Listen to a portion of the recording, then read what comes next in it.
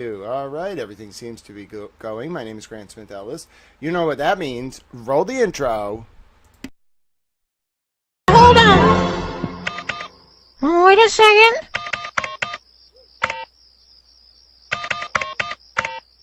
That's it. That's it? Yeah, that's the melody to Funky Town. You heard the towel, ladies and gentlemen. Hello, Lynn. Hello, Petty LaBelle. I am a towel. All right. Let's welcome me up on the screen. Look at me. I'm a towel. That's me. I am a towel.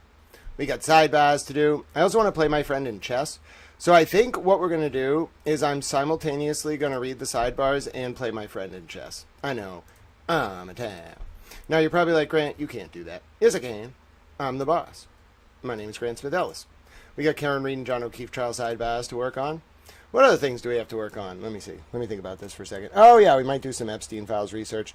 Turns out I found like $2 billion. Well, not just me. Some French people found it too. But we found like $2 billion worth of paintings. And also it turns out like a lot of people want to understand the Isabella Stewart Gardner heist from 1990 and how that ties into Adnan Khashoggi, the arms trafficker and sex trafficker who was kind of like the precursor to Jeffrey Epstein that worked with like a bunch of Middle Eastern wealth. It's not really Middle Eastern wealth. It's more like every religion wealth, because the money behind this is like basically Canaanite money. They're more like Assyrians and Babylonians. But I learned a lot about the Canaanite culture. It's like from like 2 to 4,000 BC. They kind of like took over different forms of like ruling people, like religion and then like states after the Peace of Westphalia in 1648. It involves this guy named Mohammed bin Zayed and like a battle for the soul of Saudi Arabia that MBS won in 2019. It involves Steve Bannon. It involves a lot of art. It involves like the first lady of like the Philippines. It's Isabella Marcos. It's a long story, but like a lot of like smart people from Massachusetts apparently like really want me to continue explaining how that all ties into this. So we'll do that too. But that's kind of like, I mean, it's important. I'm going to get those damn paintings, but like my bigger goal is to like get the damn paintings like so that the ones that were like owned by Epstein but hidden like through shell companies can be liquidated, and then that money can be put in a giant fund that I oversee ideally, but it doesn't have to be me. I just want to make sure no one messes with it. You know, there's a lot of scummy lawyers. I'm not a lawyer, I'm a towel. But anyway, like take that like $3 billion. It was one of the largest privately held art collections in the world. He owned the Scream, you know what I'm saying? That thing's worth like 130 billion. So just liquidate it. Let's create this like giant survivors fund. It's basically like a corollary to a settlement in an MDL class action, multi-district litigation class action. So you put a federal judge on it who assigns me as a special master because I'm a towel, and then I just distribute the funds to all the survivors of Epstein's sexual abuse ring. I'm like, you can have some money. You can have some money. You can have some money. No buying people with the money. No. Absolutely not. Okay, you can have some money. You can have some money. It'll be a great system. You don't understand. Okay, that's part one. Then I also have to find these damn paintings from the Isabella Stewart Gardner Museum heist. You don't understand. They belong to the people of Massachusetts. So, like, I got to work on that. And, like, Kathy Ruemmler already resigned. So, like, at least we dealt with that. And I got to kind of, like, deal with the whole Police Explorers program and Learning for Life in Stoughton. Apparently, like, the town of Stoughton is in open rebellion. So, to the people of the town of Stoughton, I will come see you one day. And, like, no violence, okay? You do this peacefully. But from what I understand, through talking to people who know, you know, my people talk to people, apparently the town of Stoughton, Massachusetts is in open rebellion. Peaceful rebellion. They're all very mad. It's mostly like a lot of like mothers on Facebook, which is very important. You know, they're the true engine of change. Tip O'Neill said all politics is local. The real modern equivalent is all politics is mothers on Facebook. All politics in the modern age is mothers on Facebook who are mad. All right. If the moms on Facebook are mad, you got political problems. So let's put it that way. So anyway, that's what's going on. The whole Connecticut thing, you know. But what I want to focus on is like I call it repatriating, but like I think we'll call it more like liberating or clawing back Epstein's hidden assets. And like $3 billion is a lot of assets. It's not as much as the Rothschilds, who had like 170 billion, but like $3 billion, like we can do something with that for the victims, survivors of victimization in Epstein's ring. I don't want any money. I need your donations to live. We'll talk about that later. I have to like rely on you all for a little bit for various reasons, but like, you've been great. I'm very grateful. God bless all of you. So we'll talk about that.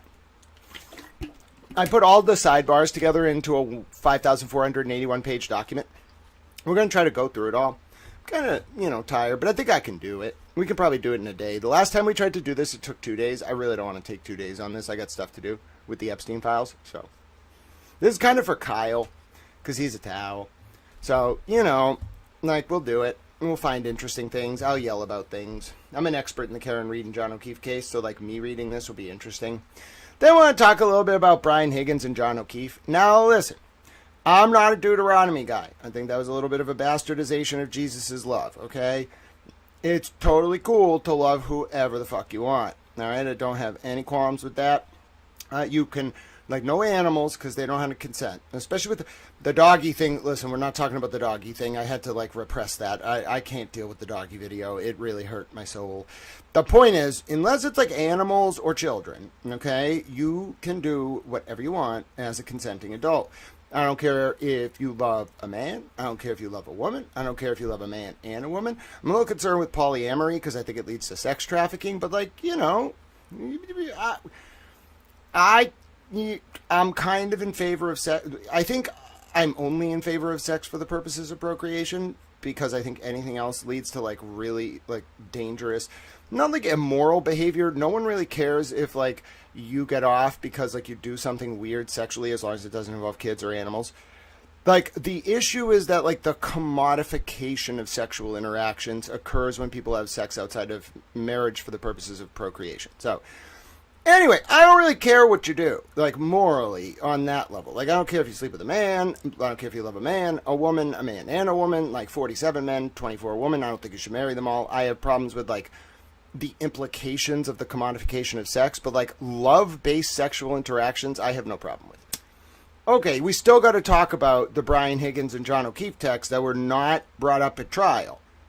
Bro, that changes my, the January 16, 2022 text changes my whole opinion of everything. It's totally cool that John, guys and girls, everybody, loves who they love. It's totally cool that Higgins liked guys and girls. That's totally cool. It's totally cool that Higgins liked John and John liked Higgins, and they wanted to do things. And it's totally cool that Karen, sometimes would want to do things. I'm okay with that. All right. Now, I realize Karen has a lot of dignity. So, Karen, let me just say you are a refined, erudite, intellectual woman, and none of this is a commentary on anything about your sexual proclivities. Anyway, so, it's totally cool who people love, and, they can do whatever they want. And I'm still, concerned about the evidentiary implications of the text. We'll talk about the text. But, bro, I don't know what to do about this text. It's really concerning. Not because of the sexual orientation of John O'Keefe and Brian Higgins, I don't care. But because, it was withheld, I didn't know about it. Do you understand? It changes the analysis of, what happened between the Aruba trip on January 31st, 2021. This is the John O'Keefe and Karen Reed case. What happened between the Aruba trip and then January 12th, 2022, the anniversary of the John O'Keefe's now thrice orphaned niece and nephew's father's passing, okay? What happened on January 12th, that's when Karen texted Higgins for the first time. What happened on January 15th, the Pats game, when the Pats got blown out in Buffalo on January 15th, 2022, it was 47 to 17 or something in the AFC Championship game. Higgins was at the house, he kissed Karen, and then the next day, it's the text, January 16, 2022. And bruh, I'm telling you, I'm not interested in voyeuristically analyzing people's sexual proclivities. I have a serious problem with the evidentiary sort of hole that was left in the case because none of us for 4 years, whatever it was, knew about this. It wasn't Karen necessarily hooking up with Higgins. It was a John and Higgins would have gatherings with gay men and hook up with the gay men, which is cool, bro. If he wants to do that, that's cool. But it changes the dynamic of the case. It changes the dynamic of why John was going to Fairview. It changes the dynamic of what the people at Fairview do. I already knew this is the house outside of which John O'Keefe died. Like, I already knew they were a little weird, you know, bro. Like, Julie Nagel shouldn't have been going home with Matt and Jen McCabe at, like, 1:30 in the morning. And, like, Julie Nagel grabbed, like, Lindsay Catani's butt on an igloo cooler in front of, like, 20 people. So, like, and Jen McCabe has voodoo dolls. So I'm just kind of like, what? But my point is, like, do you understand at 12:30? So, let me give you the story. John O'Keefe and Karen Reed sit outside Fairview Road from 12:24 or so to 12:31 a.m. on January 29, 2022. And about like 12:32 and 16 seconds, John gets out of the car and he just like stops moving. His phone stops moving. Karen drives away from the scene, okay? And then like between 12 and 6 a.m., John's just on the lawn. There's like people in the home, 34 Fairview Road in Canton, Mass. John was a Boston cop who worked in the SA offenders unit. There's like people in the home, but they like all leave. Like they're partying, kind of. They're ostensibly there to eat cake for somebody's birthday, but I don't believe that. They're like partying, kind of, I believe. And then like they all leave at like 1:30, okay? And then like nobody comes back until like 6 in the morning. So you got like Karen Reed, who's like not part of this crew of people. She just knows John O'Keefe. She's his like partner at the time, but they're kind of like on the rocks. Anyway, you got like Karen Reed, okay, and John O'Keefe in the car. John O'Keefe gets out, he just ends up dead on the lawn. You got people in the house. It's like Brian Albert, who's a Boston cop who owns the house, his wife, Nicole Albert. Then you got like Jen McCabe and Matt McCabe. Matt McCabe's like some DOD contractor with all this money from working with the 805th Shadow Squadron at Nellis out in Nevada, which are the people who work to reduce kill time latency. Like you push a button, takes a little bit of time on the internet for the thing to tell the bomb or whatever to do the thing with the drone. They work on the 805th Shadow Squadron at Nellis works on reducing kill time latency. So Matt McCabe's in the house, Jen McCabe's in the house, like DOD contractor, and then you got an undercover ATF agent, Brian Higgins, in the house. Then you got like kids, like not kids, like young teenagers, like the two Albert kids, and then you got Julie Nagel, and then you got this like weird amalgamation of like who's the other one? Like the Julie Nagel's brother comes to like pick her up, but then doesn't want to pick her up, which is a little weird. Two people are in the car with him, like Nikki D'Antonio and one other person. And then there's like his then girlfriend at the time, one of the guy's girlfriends, and like there's just all these weird interactions at like 12:30 in the morning. Then the next morning at 6 a.m., like John is found dead. But there's some like weird inconsistencies about like how people got to Fairview Road upon learning the news. Like Matt McCabe, it's pretty obvious from the footage because he arrives on camera like before 6:38. It's pretty obvious that he didn't get a call at 6:35 a.m. from his wife, Jen McCabe, who was driving around with her friend Carrie Roberts, who was also with the group the night before, but I don't think she was at the house, and Karen Reed to look for John at like 6 a.m. He says he got a call at 6:35, Matt McCabe, and then drove over. Okay, but something's weird about that because he's on the footage at 6:38 a.m. He couldn't have got there in 3 minutes. It's like 5 to 7 minutes from his home to Fairview Road in the town of Canton. I've like driven around this area. I haven't gone over that way, but I know the route. So anyway, I mean, I haven't gone all the way to the McCabe's like house or the Fairview Road house. I've driven the main roads. So anyway, the point is, this whole case is fascinating. What you're about to see, and like the underlying implication is that like either John knew something he shouldn't, John and Karen knew something they shouldn't, and there's just like something lying beneath. The text with Higgins. Oh my dear God. Hello, Lynn. Thank you so much for posting those donation links. The text with Higgins is such, I'm like one of the experts on the case, I guess, like from an analyst perspective. The text with Higgins is so concerning, and there was a big release of documents overnight, Friday night, that's called Take Out the Trash Day in the news world. A big release of 5.1 gigs of documents to Corey Hopkins, who's Marbury v. Madison on Twitter, a business litigator from North Carolina. Now, Corey Hopkins does a lot of like FOIAs, and then if you don't give her the documents, like she goes after the like government departments, gets them to give her the documents through lawsuits. So 5.1 gigs. Now, these are the trial transcripts we're going to review. But what also was in the FOIAs is evidence that was collected by the Norfolk County District Attorney's Office, the prosecuting office on this case, and then turned over. But not a lot of it got made public. Okay? Until now.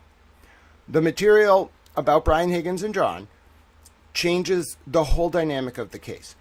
Not to say that Higgins had like a motive to do anything to Johnny, as far as we know. His name, people call him Johnny, John O'Keefe.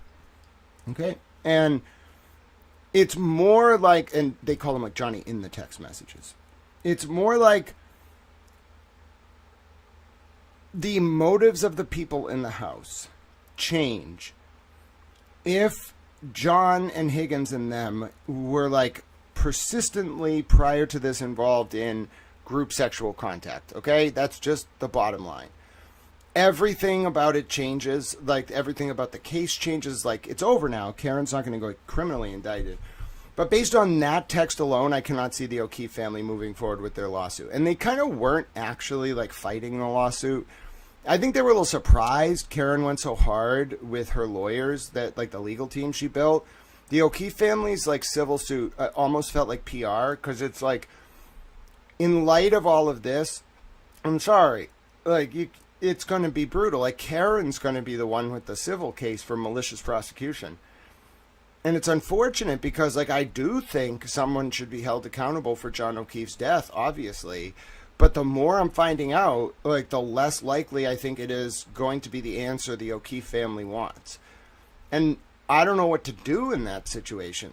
What do they do? You want to sue like whatever it was like John knew that got him killed? Like that's a problem.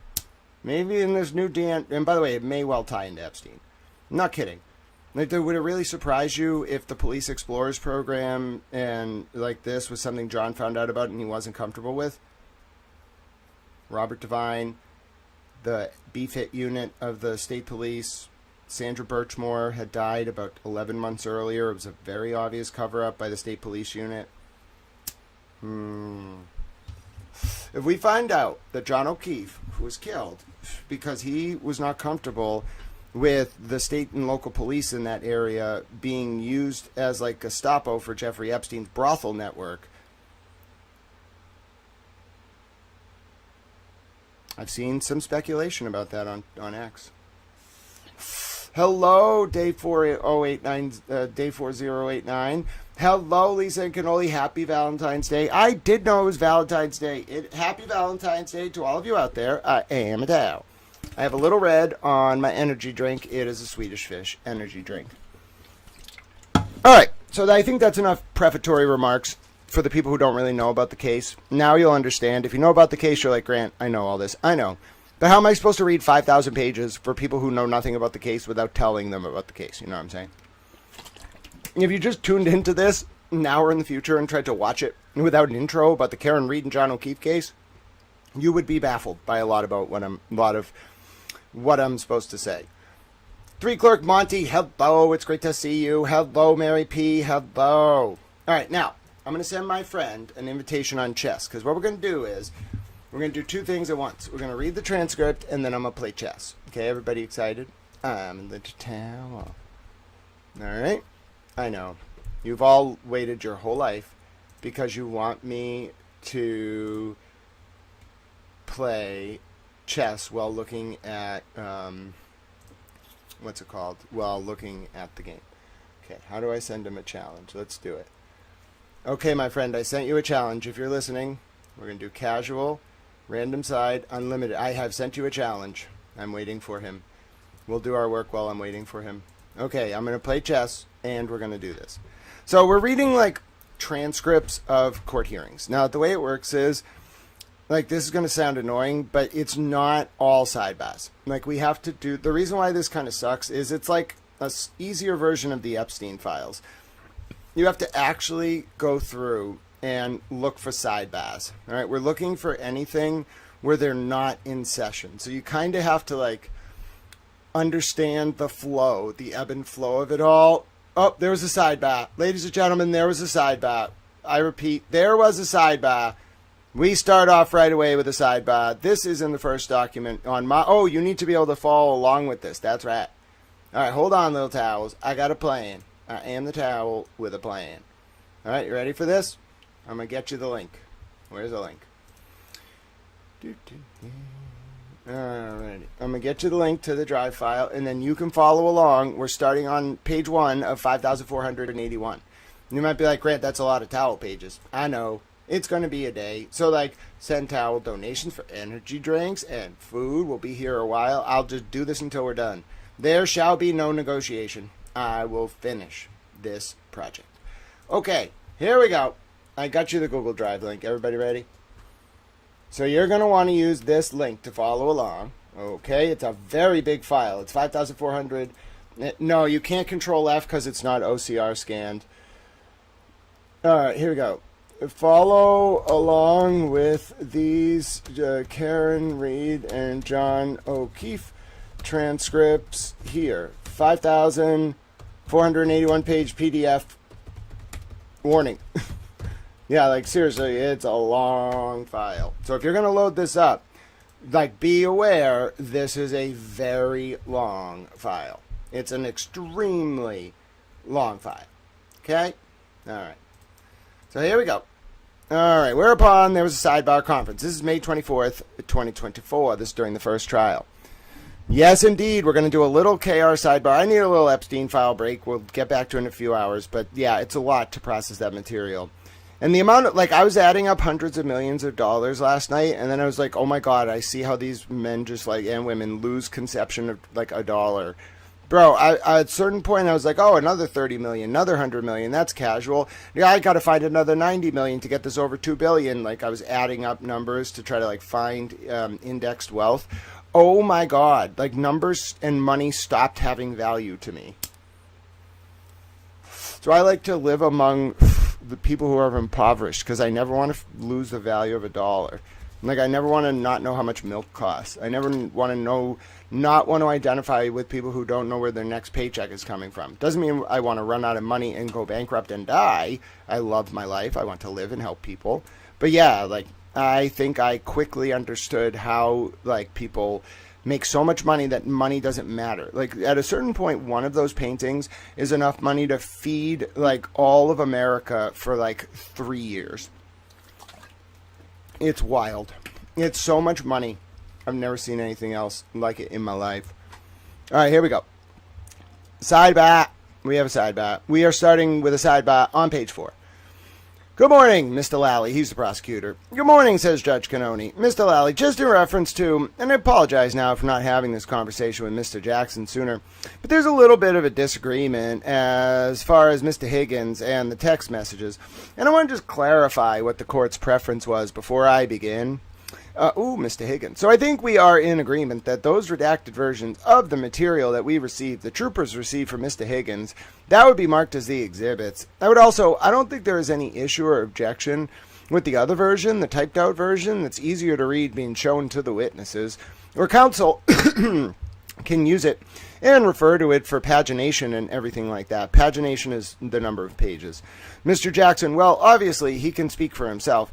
The court, why don't I let Higgins explain? Mr. Lally, sure. Mr. Jackson, there is no problem with the transcripts. Mr. Jackson explained. There's no problem with the transcripts, says Mr. Jackson, Alan Jackson, Karen Reed's lawyer.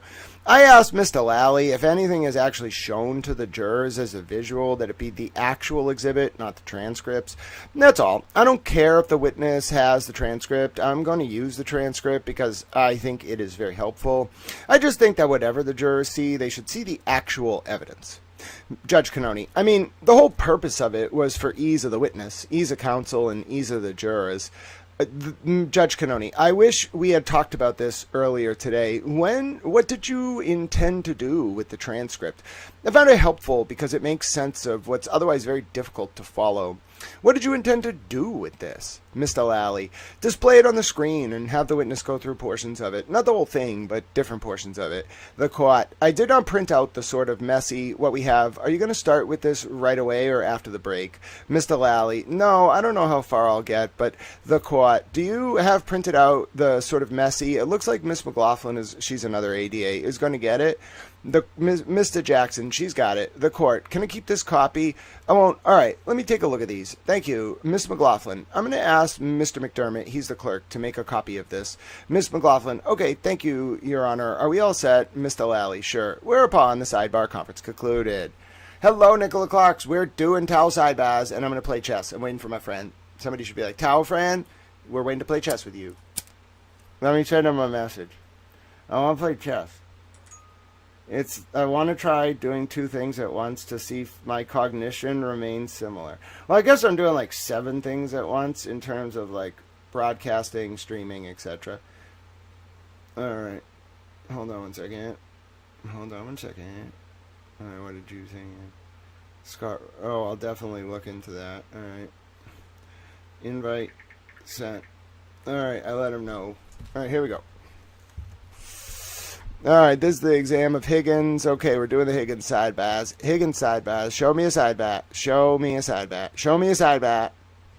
Mr. Lally examining. Mr. Lally examining. You got to get the ebb and flow of like when a sidebat. And normally, like the Q&A is not a sidebat.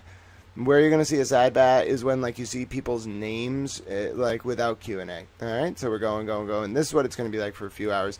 At this rate, I might be able to get this done in like 3 hours. It really depends on how I'm feeling. Sometimes I'm in a good mood. Sometimes I'm a towel. But anyway, it's kind of like having a person with a brain that moves really fast processing their documents for you, and you get to watch in real time. So anyway, you might be like, it's not possible that you are doing this like this. Yep, I'm very used to this. Alright, so we're always looking for sidebars. We've done this before. You're just kind of like processing the documents and see, this is the kind of thing that could be a sidebat. You know what I'm saying? Because it's an objection. Now, they don't actually come to the bench for a sidebat. Alright, they keep going along with their questions. Question and answer. This still seems to be the direct. You got to kind of know where you are to understand the sidebat. May I approach the witness, Mr. Lally? Alright, and they start like talking, introduce these as exhibits, whereupon they were exist, the court reporter, whereupon they were identified. Mr. Lally, examination. This is the direct of Higgins. Now, I watch these trials, so I know exactly what's going on at all times. Can we have a sidebat? There's no sidebat. This is just questioning of Higgins by Lally. I see a sidebat. Ladies and gentlemen, we have a sidebar. Now listen, if you weren't here with us for the last sidebar session, people get really excited because I mentioned sidebar and then we have a sidebar alert. So we have a sidebar alert, ladies and gentlemen. Oh goodness, that is creepy, Mary P. Make sure that you remind me about that Zorro Ranch tip when we're done. This is a very specific project that we are going through here, but I think I can get it done in a few hours and then move to Epstein, or I'll take a break and go back and forth. All right, we have a sidebar alert, ladies and gentlemen. It is on page 71 and page 5481, and I'm going to be talking like a horse racing announcer towel the entire day, and there's nothing you can do about it. So buckle up, slow the speed down to 0.5 if you have to, and let's do it. Street Clerk Monty's like, I'm ready for this. Here we go. Whereupon, there was a sidebat. Wait for Mr. Jackson. Mr. Lally. Sure. At this point, I would be starting to get into the text communications between the witness and the defendant. So I was just the court. So one question. I have blank juror or juror issues redacted. The court. All right. So we will take the morning recess. Probably someone had to go to the bathroom. Okay. Whereupon there was a pause in the sidebar conference. Whereupon the jury exits. Whereupon the sidebar conference continues. We didn't get these at the time, by the way. We have to listen to them this way. So no one actually knew what they were talking about at sidebar while watching the trial. The court. So one thing I want to know, can Miss Gilman's like the assistant who puts things up on the screen. Mr. Lally, enhance those. The court, blow up these because it's so much easier. That's the word for enhance, colloquially in Massachusetts. Mr. Jack, or maybe elsewhere. Mr. Jackson, we've got an entire set of these. I don't know why you're not using this. This is that. What a great sentence, Mr. Jackson. This is that. This is that. The greatest sentence in the English language. Miss Little, that's Eliza Little. She's one of Karen Reed's defense lawyers. It was produced in Discovery. Mr. Jackson, it was produced in Discovery. What are you, a nightingale, Mr. Jackson? So let me understand this. It's actually Miss Little who's the real power behind the scenes. I knew it. She's some kind of high-ranking, like maybe benevolent sorceress. You know what I'm saying? She speaks. Mr. Jackson's actually just a nightingale. Listen, we all got it wrong. Alan Jackson just looks like he runs that firm. It's really Eliza Little's firm. I knew it. She's not a skateboarder. She's some kind of all-powerful force. I hope she's not a demon. You don't understand, Miss Little. We had a little bit of a demon incident on Monday. It's a long story. They invaded my home. It's on video. I don't have time to explain. My point is, I truly believe that Eliza Little is the power behind the throne. She is the throne. Alan Jackson is a mere nightingale who sings the songs of the forest that he hears laid out for him by Miss Little. I have figured it all out. Someone call me Towel. Happy Valentine's Day, Stargirl. Yes, I figured out on Valentine's Day that Eliza Little is the secret power behind Jackson Workman Quinn. You don't understand. She just looks like she's a skateboarder lawyer. She's really a super genius. Well, we already knew that. But listen, it's always the quiet ones. All right? The easiest way to get things done is let other people take credit. Mr. Jackson. It was produced in Discovery. What? Can I start calling Mr. Jackson Mr. Nightingale Jackson? He'll probably be mad at me because he knows that Nightingale is like high-level artistic insult for someone who parrots what other people say. You know what I'm saying? But then what's he going to, be mad that I'm saying Eliza Little's a genius? She'll get mad at him if he gets mad at me for being mad, for saying that. You know what I'm saying? I played him into a little bit of a corner there. Mr. Yannetti, that's David Yannetti. He's Karen's other defense lawyer. It's even better. Mr. Jackson, that is that. Okay, we got to stop with the this is that and that is that and he is her and who is whom and what is what. Who's on first, Mr. Jackson? Seriously. Then you know what's funny? I bet Mr. Jackson would laugh his ass off if I asked him who's on first. Well, in that context, because he knows enough to understand that joke. Of course he does. The court reporter. One at a time, please. I'm losing track. Listen, it's not my fault you're getting a window into my brain right now. I'm having a moment. I'm having a week.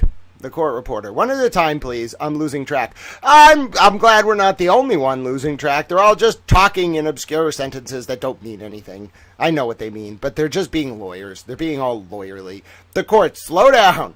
Mr. Jackson, I'm sorry. I needed a reminder to slow down. Who do you think goes faster in terms of their attempted rhetorical communications? Mr. Jackson, Mr. Yannetti, me, or the court?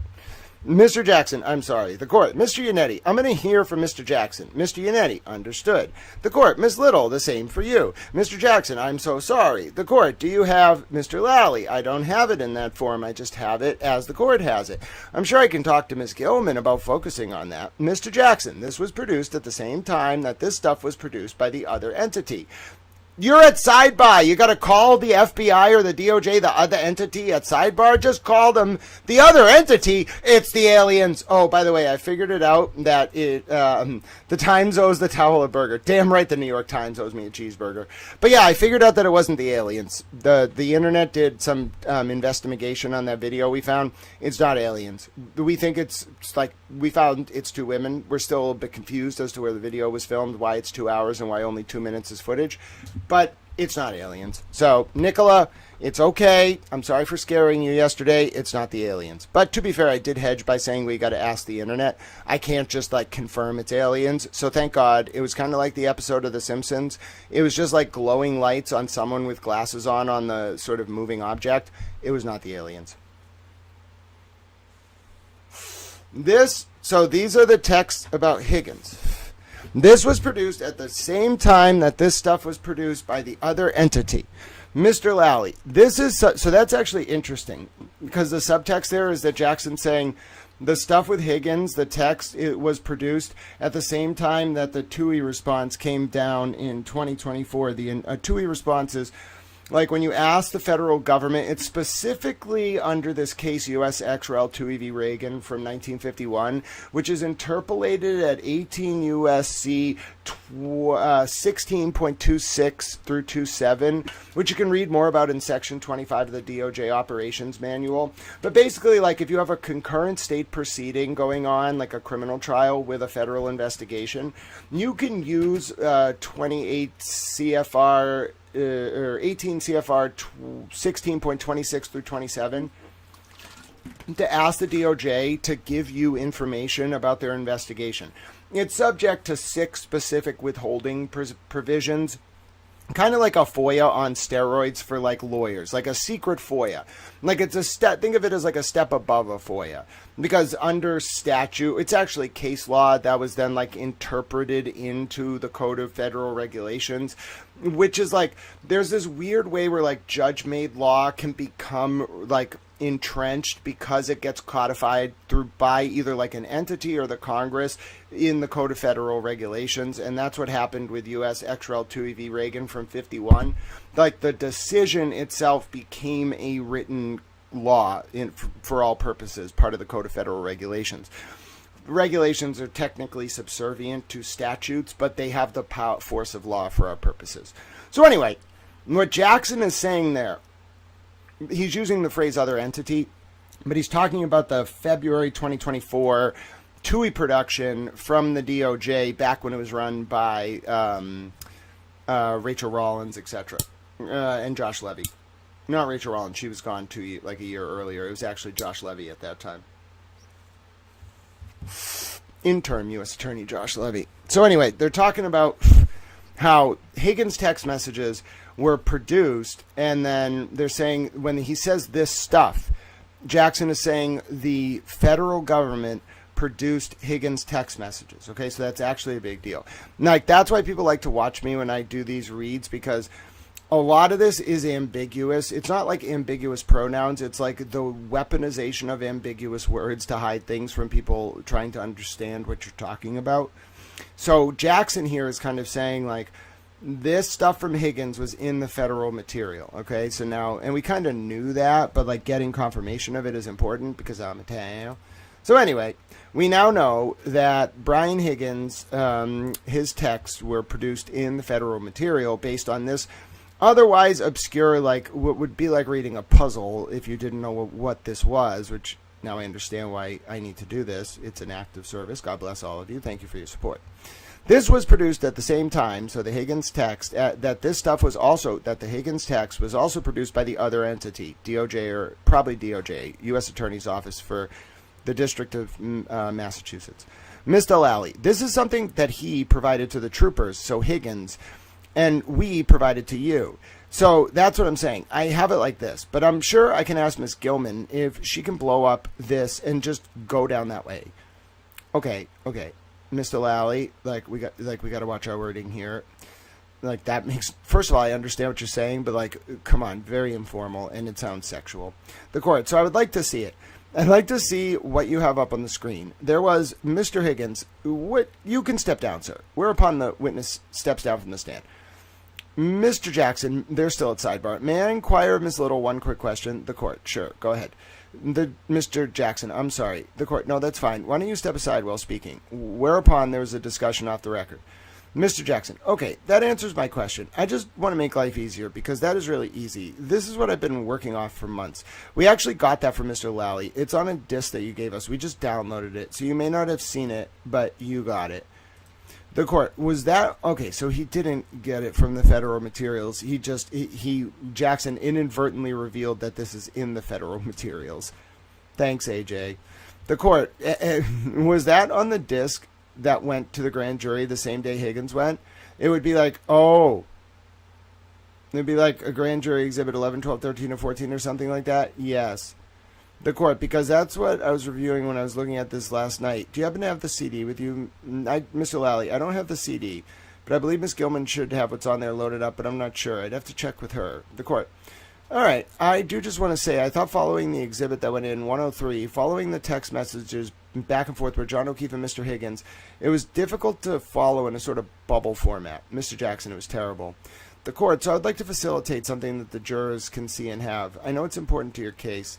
I'll give you time to do it, but if Miss Gilman can just do two things, if she can tell you, if she can pull out what is Exhibit 104, if she can pull that format up now, so I can see it to see if the actual text messages, Mr.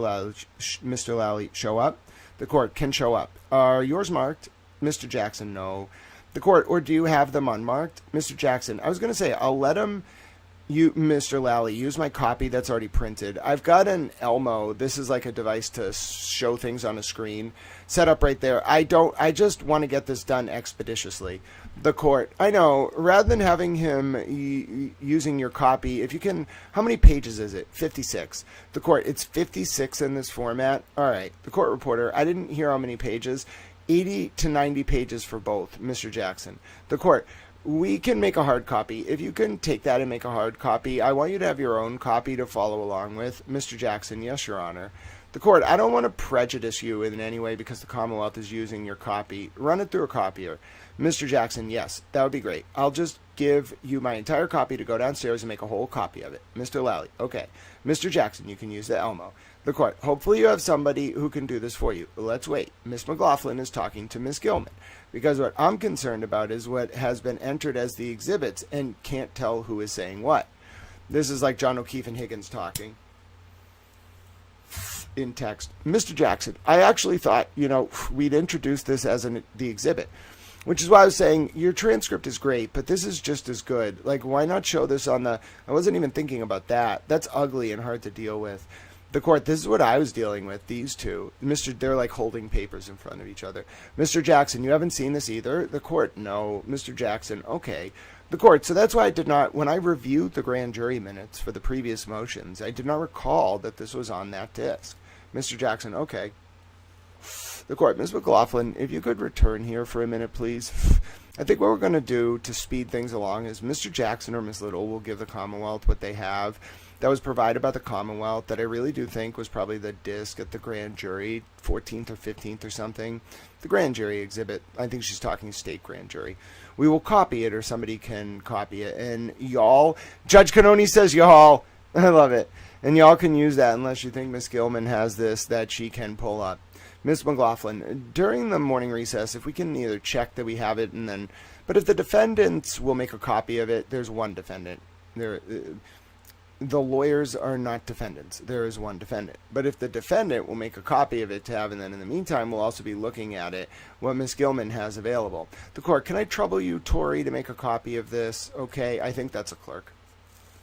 Mr. Jackson, that would be good. Sure, no problem. It might actually be Madam Court Reporter, but normally judge doesn't call Madam Court Reporter by her name, but that might actually be Madam Court Reporter. Cough button. That would be good. Sure, no problem. The court. All right. So I know there is an interest in getting this moving. I do think Mr. Lally is moving it forward quite a bit. Mr. Jackson, I do too. The court. And just on that note, if you're not going to be here Tuesday, depending on how things are later, you need to have a colloquy with your client about that. It's Jackson had like a family thing he had to go to. We can do it at Sidebar so it's not a spectacle. Mr. Jackson, of course. That makes perfect sense. The court. Okay? Mr. Jackson, yes. The court. All right. Thank you, Mr. Jackson. Thank you. Whereupon the Sidebar conference concluded and a brief recess taken. Hello, Sea Star. Hello, Sioux, Rhode Island. We're doing an infamous, as you all know, infamous towel read-through of the next batch of John O'Keefe and Karen Reed trial Sidebahs. It's 5,481 pages. We are about 74 pages in. I just got to play something on my headphones so my headphones don't turn off. I like to have the headphones running a certain wave so that it makes it easier for me to be in the zone. I think I'm very energetically susceptible, you know what I'm saying? As a little towel. Alright, you're going to hear my own voice. And what is perhaps alright, there we go. All I have to do is play it a little once in a while and it works fine. Alright, here we go. What do we got? One second. Alright, another sidebar. Alright, so the court. You are all set. Mr. Lally with this. Just about. So this is what will go to the jury as a physical copy and what I would have shown to Mr. Higgins. What I would show to Mr. Higgins. All the numbers have been blacked out on that. The phone numbers. The court. Okay.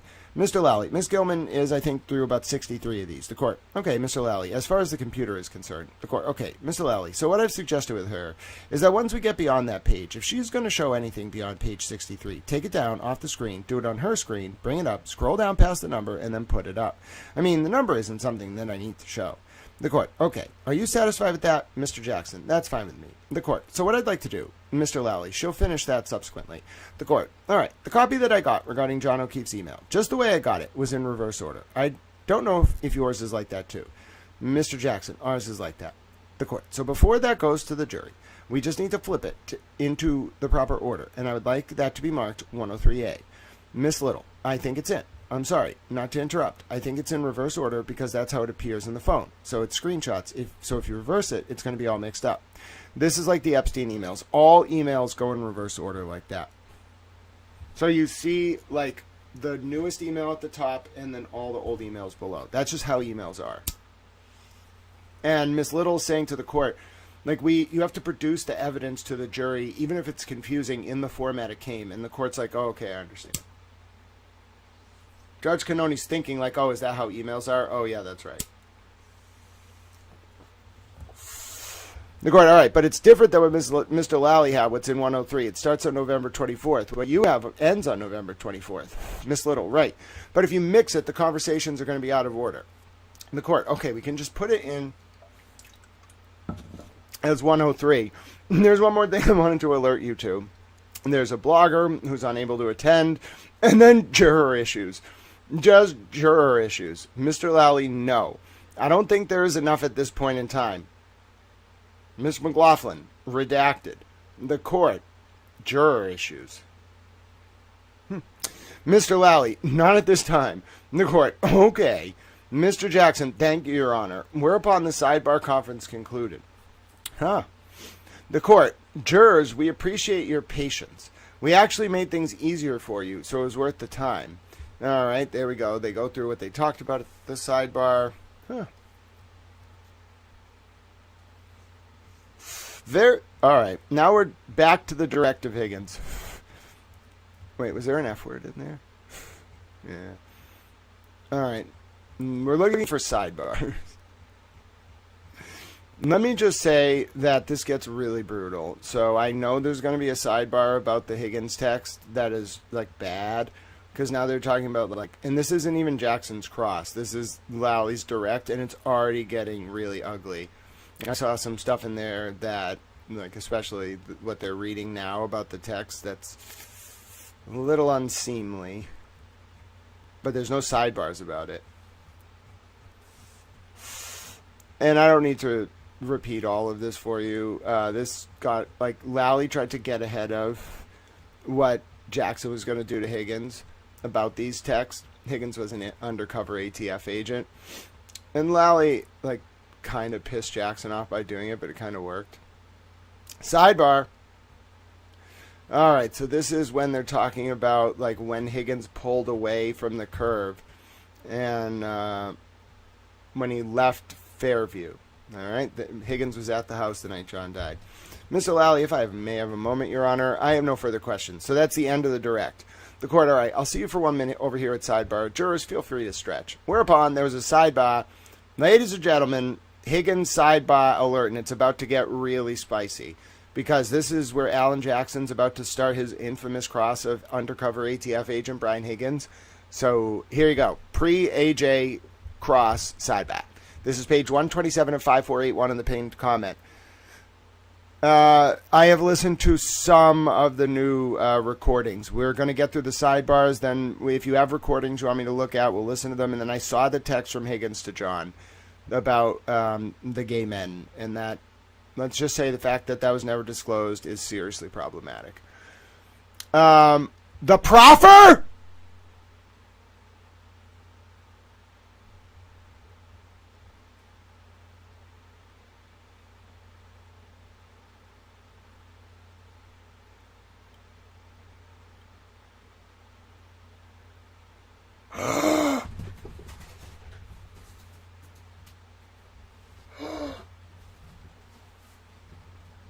Oh my God.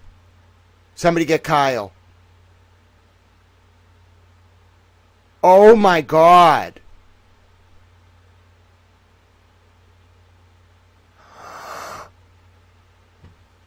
Oh my God.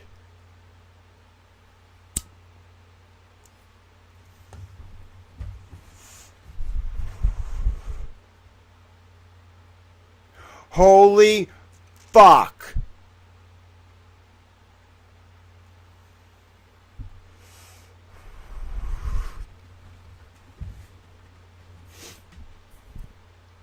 Gotta get into Walter Cronkite mode here. Oh my God. Oh my word. We are 5 minutes in. Kyle, wait till you hear this. Oh my goodness. Oh my goodness. Get Dee Dee. Get the goats. Everybody. Kyle brought the goat. All right. Ladies and gentlemen. I'm going to one take this shit. All right. Go in the booth and one take it. Here we go.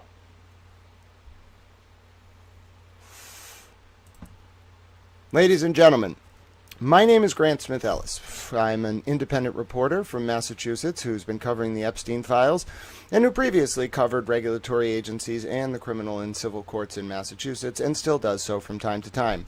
I'm breaking news at this moment to tell you that I can confirm on May 24th, 2024 at a sidebar between Brian Higgins, the undercover ATF agents, direct by prosecutor Adam Lally, and his cross by Karen Reed's attorney, Alan Jackson, there was a sidebar on page 127 of 5481 of the document that I've put together, confirming that Brian Higgins was offered a proffer from the federal government and spoke to the DOJ and potentially a grand jury with a grant of immunity. Why do we know this? Because Mr. Alan Jackson and Judge Cannoni had the following colloquy at that sidebar on that day. Okay? It says, whereupon there was a sidebar conference as follows. This is line 13, page 127 of my document out of 5481. The court, Judge Cannoni, I'm sorry, you're not getting into the proffer. This is about Higgins, are you? Mr. Alan Jackson, I was going to, yes. At some point, I'm going to ask him about the proffer. And I was going to ask to approach first. I think it's exceedingly important that the jurors understand that the court, do we know anything about that proffer? Mr. Jackson, I know that it was. Mr. Lally, I don't think that the proffer means what counsel thinks it means.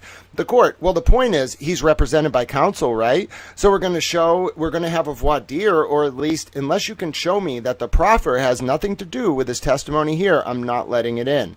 Mr. Jackson, the only thing I'll ask him about it certainly has a lot to do with his testimony here because the proffer was obviously the subject matter.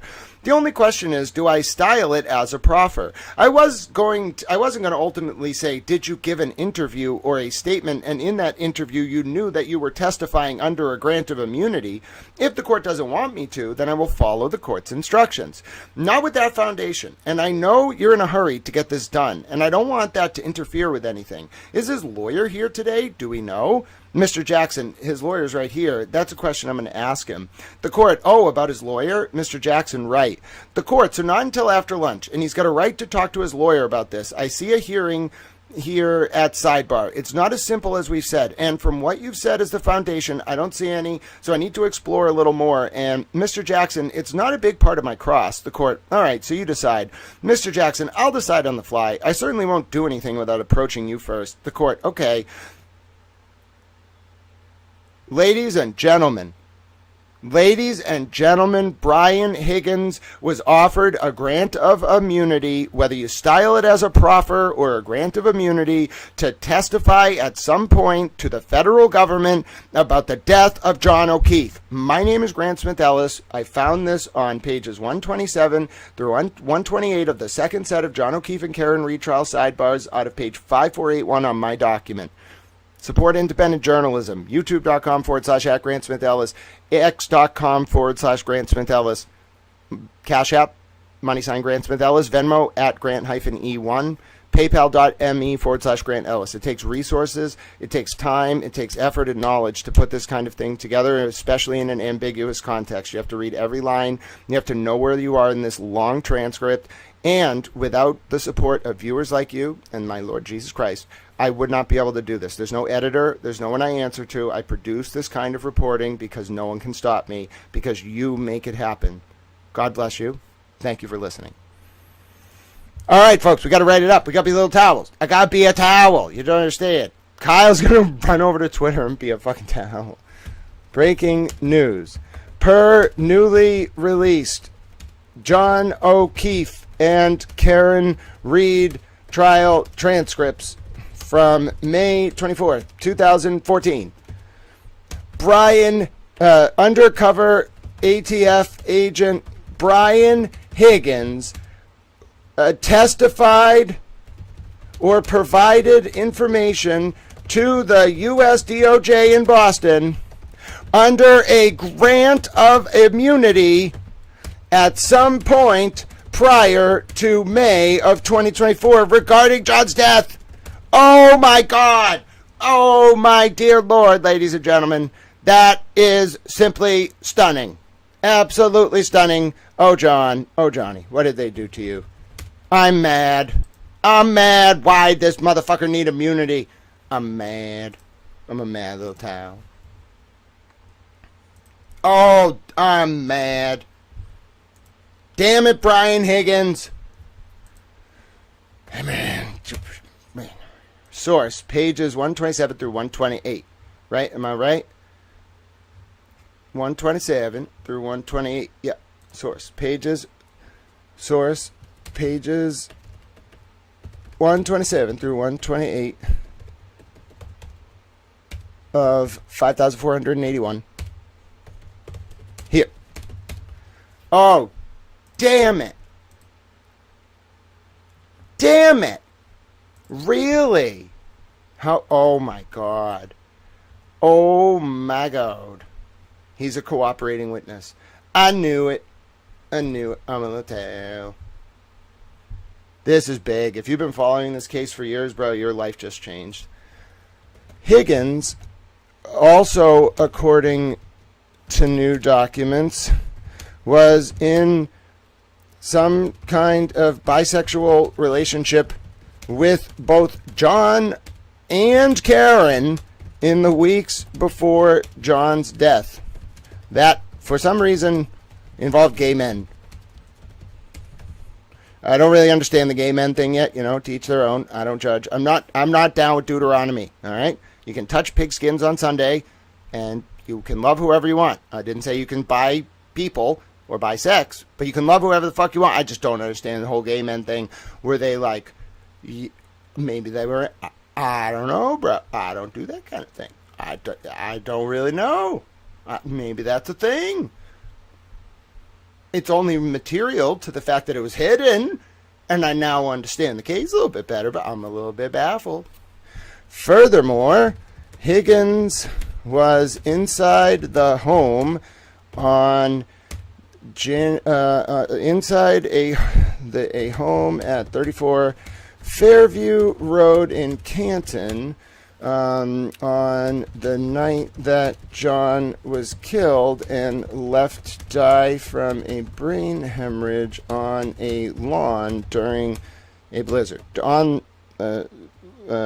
Hemorrhage on a lawn during a blizzard. I wish I didn't have to say a twice there, but I don't have a choice.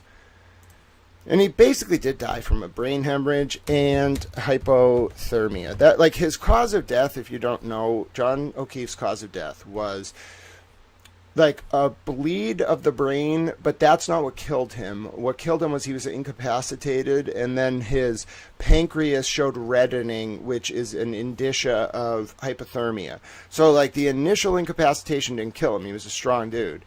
It was the hypothermia that killed him. Like, nobody can survive that long in a blizzard. You can't. Like, you will die. Even like the most hardened people, your organs will shut down in that cold for that long. Yeah, this is really fucked up. On the night / early morning of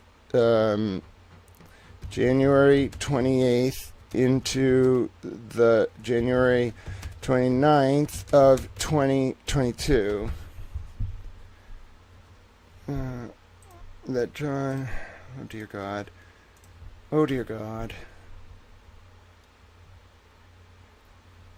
in recent weeks, it was also revealed that the state police unit who investigated Karen Reed and who may also have been involved in the cover-up of Sandra Birchmore's murder by Stoughton police officer and affiliate of Epstein-linked Stoughton Deputy Chief Robert Devine, Matthew Farwell, were the subject of an intense federal grand jury investigation related to the performance of the Massachusetts State Police. We know that because of Walsh's lawyer asking for the NDA that Tully signed. between, at the very least, the summer of 2024 and the early spring of 2024. That grand jury culminated, which per the federal information filed against leaker Jessica Leslie, was impaneled by Justice Indra Talwani on May 26th. Yes, I'm doing this all from memory. That grand jury culminated in a shocking 6.5-hour interview of infamous former state trooper Michael Proctor, who worked under Brian Tully at the Norfolk District Attorney's State Police SPDU unit, that, according to new internal affairs documents released about Tully, after Proctor's 6-hour grilling by then U.S. Attorney for the District of Massachusetts, you got to be correct with those titles,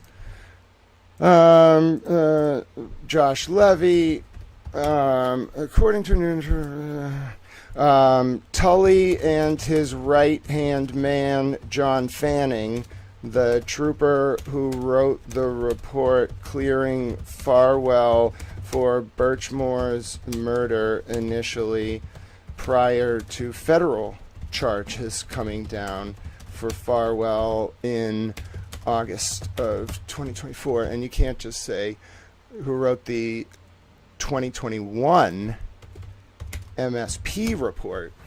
That's kind of ambiguous. Yeah, but I think people will get it. Let's just call it state police. And you got to grab the text. Whenever you're writing articles like this, always grab the text and just save it so you have a record of where you are in the process. Visited Proctor's home and were desperate for information about that federal probe.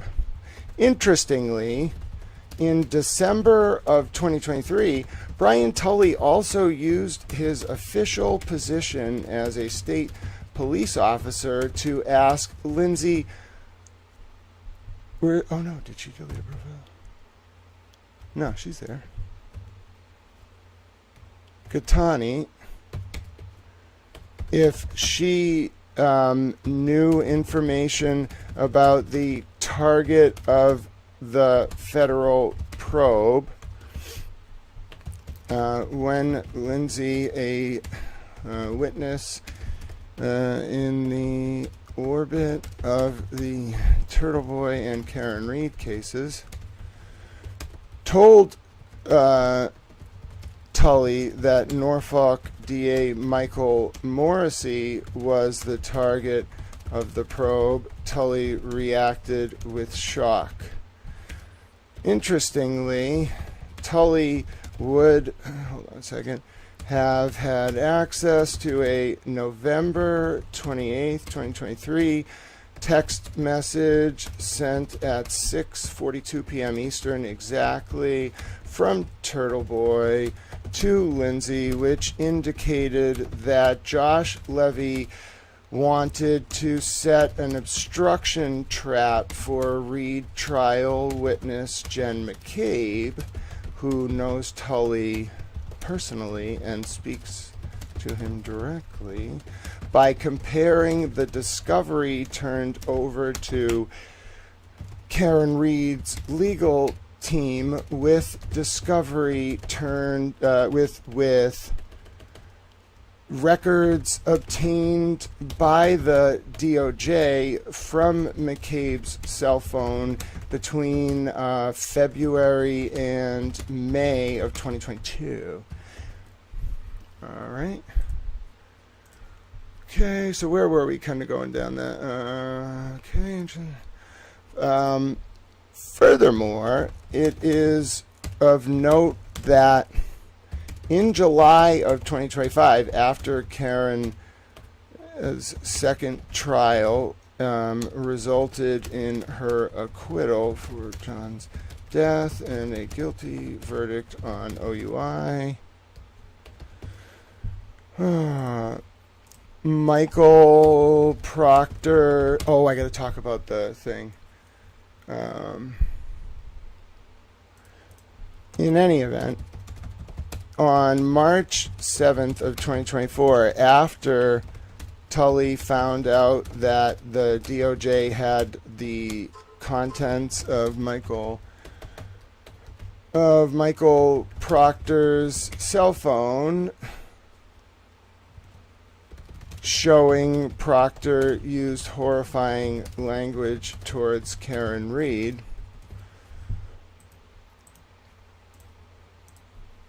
Tully was then forced to write up a disciplinary report on Proctor.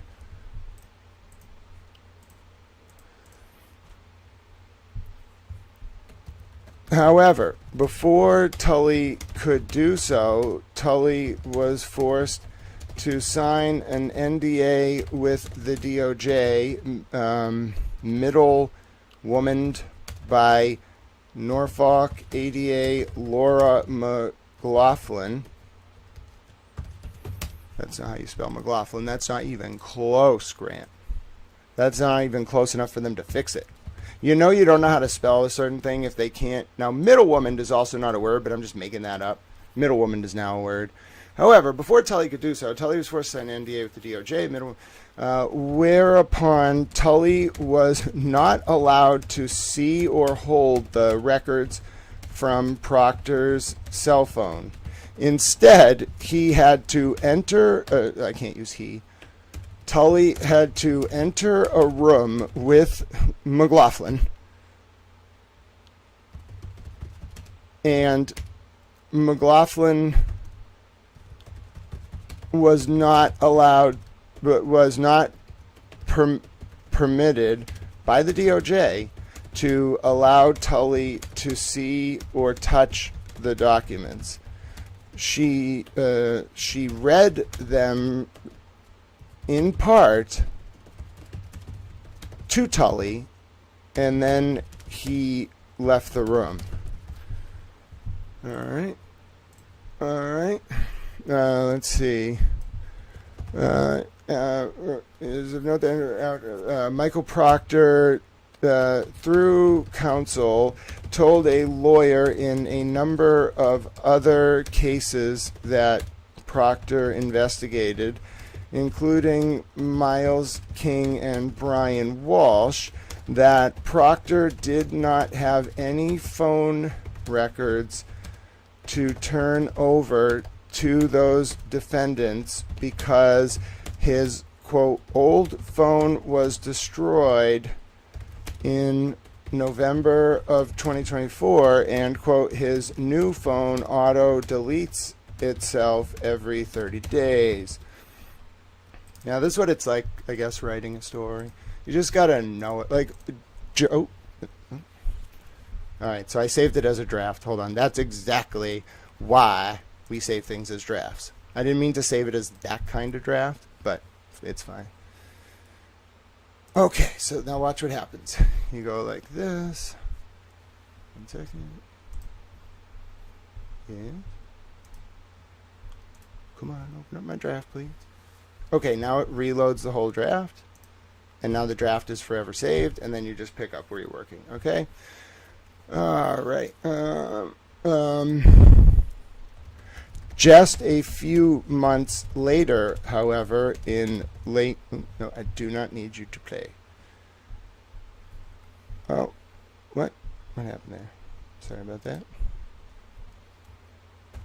Just a few months later, however, in late August of 2026, late August of 2025, someone turned over 13 years of Proctor's phone records, including records that showed Proctor sharing an SA victim's name with third parties, sharing intimate images with third parties, and also potentially using racial slurs against defendants in cases Proctor investigated.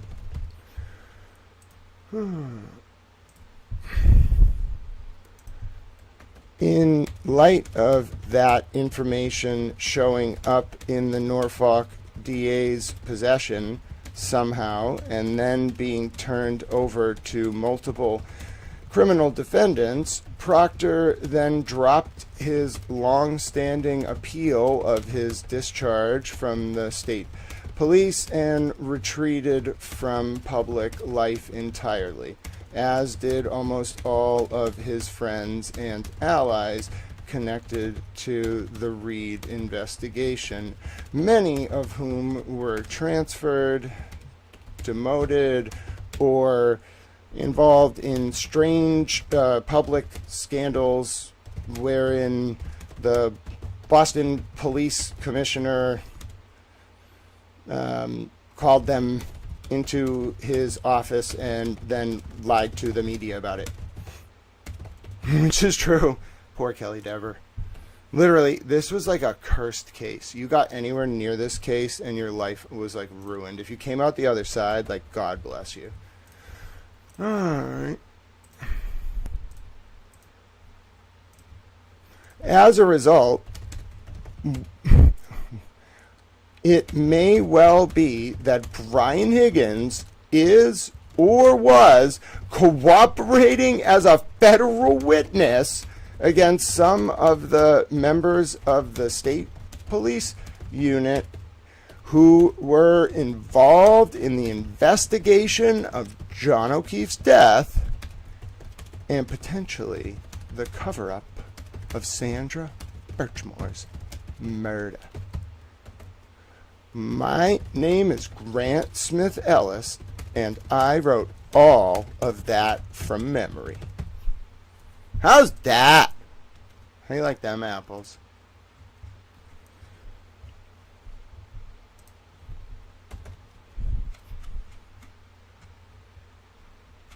Middle woman was the best part, don't you think?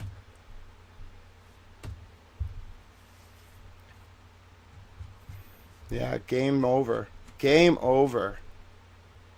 Bro. I'm not even putting other links. One link. Game over. I mean, I guess I should put the other links just to, like, show I did the research. I did that all from memory, though. Wasn't that kind of cool? Ow, did you hear my neck crack? I put a lot of effort into writing that. I mean, when you all write stuff, is that how you do it? Do you just, like... does it flow? Do you like plan it? I'm interested in you teaching me the difference, you know? I'm really interested. Because I don't know if my style is different than your style. What if your style is the same? What if it's not the same? Okay. Read that IA report here. I don't want the thing about Lindsay talking about Tully. And I'm a Tau. You are a Tau, Standing Stones. I just wrote up something very interesting. Okay. What was I going to do? Target. Let's see. Target federal probe. I fly by the seat of my pants. Nunya, you are a fly on the seat of someone's pants. Don't tell anyone I said that. No. Bad Nunya. Bad Nunya.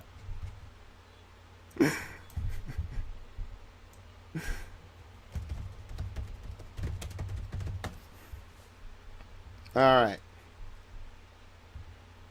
Alright. Where do I find what I need? It's where Lindsay was like talking about him being the target. Hold on a second. It's hard to find, like, she gave a lot of interviews, so I was like clipping different shit. And like when you tag, it's hard to like find. No. I need the one where she talks about Tully. No, that's way too. It was when she was giving an interview with someone. Where is it? Oh yeah, that was really fun. Alright, alright. Where's the thing where she told Ray about, alright,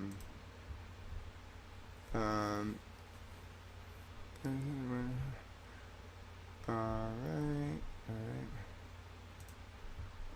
Where's the thing where Lindsay talked about Tully asking her about the target of the federal probe? Where is it? Where is it? Where is it? Here it is. Alright, no. Where is it? Come on now.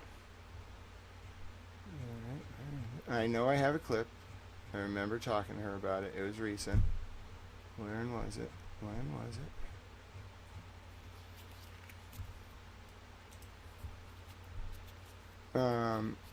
Okay. Let me see. Let me see. Target. Let me see if this is it. Nope. I'm gonna find it. I'm gonna find it. It's important research. It's important context. Right. Where is it? Where is it? It was Nicorino in the bushes.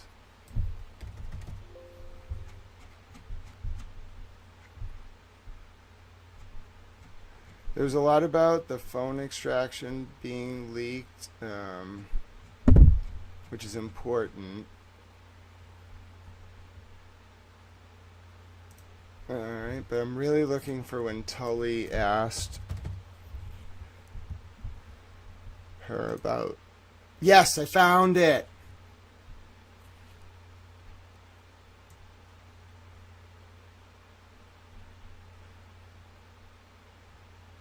I found where I talked about it, but where's when she talks about it?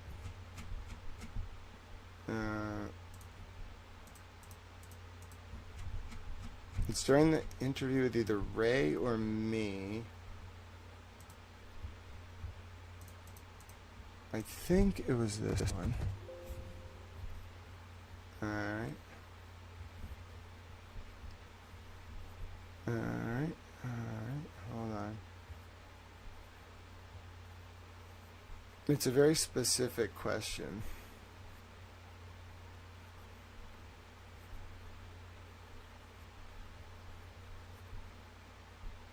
No.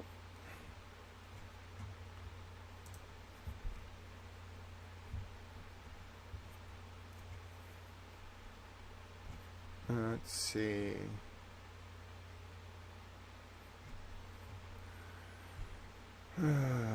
I'm looking for a very specific thing. Where is it? I know I have it. There was a Julie Nagel thing. That was very interesting.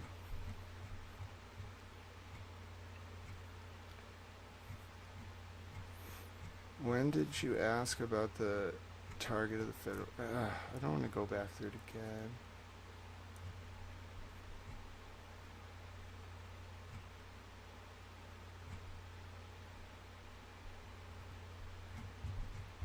I can't find the specific part, but I know that on one of those interviews she was asked about it by me.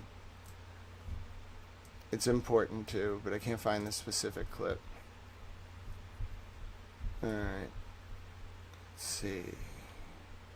Now I gotta get the... Oh, I got the IA report. Okay. Alright, very good. Let me see if I can find this. Let me give it one more shot. I think it's important. Hello, Kevin from South Boston. We found out that Higgins signed a proffer, got an immunity deal. I want one clip. I just want one. There's just one very specific thing I want.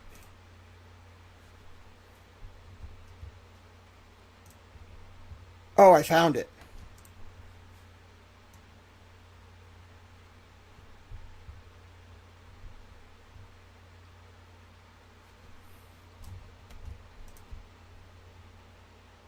Hold on. Hold on. Read that. Here's the transcript of an interview where Lindsay described that moment with Tully. Took me a while to find this, but I found it. It was worth it. You know, for Lindsay. Alright. Where are we going at? Source. Alright. IA report. Proctor's texts. I'd like the motion from Walsh about Proctor's text. Give me 1 second. I think, like, sometimes the perfect is the enemy of the good, but I don't think here it is. I think the more the better here. Then we'll get back to work. Find gold in them there hills, though. I'm tired. Alright, hold on, okay. Alright, alright. The stuff about Proctor's phone, where's that? Read more background about that timeline and Proctor's phone records. Here. You gotta give people, like, the primary sources, alright? I don't want to give them that damn thing about John O'Keefe. I don't have a choice. All right? It was withheld. If they had been honest about it, like, we wouldn't be talking about it right now. It's only material because it was withheld, and therefore I have an obligation, like, to the truth to report it. I'm sorry. I don't like it was withheld. I'm upset. I'm offended. Don't withhold it, bro. Just share it. Like, when you withhold it, it looks sketchy. Read those text messages here.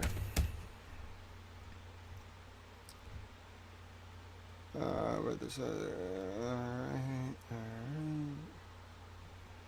okay. Oh yeah, the performance of the state police thing.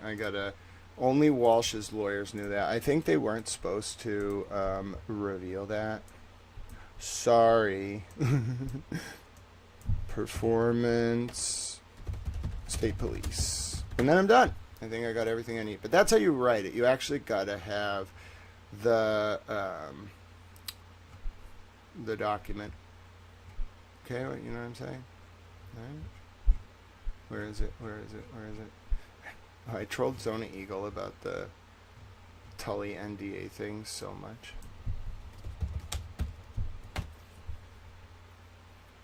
Because he's a punk. I wanted his name, Zona Eagle's name, because I think he has a security clearance.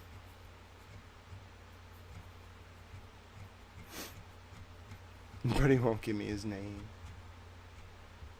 Alright, how about just like breaking Tully? That might have it. Alright.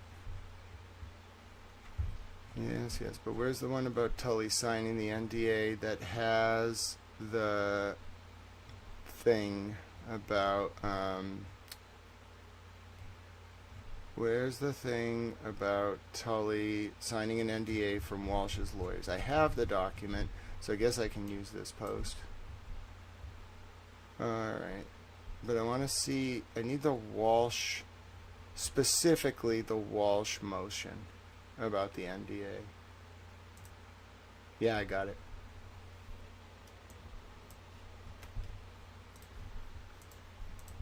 Alright, here we go. Read more about the document from the Brian Walsh case confirming that federal probe and Tully's NDA. Here.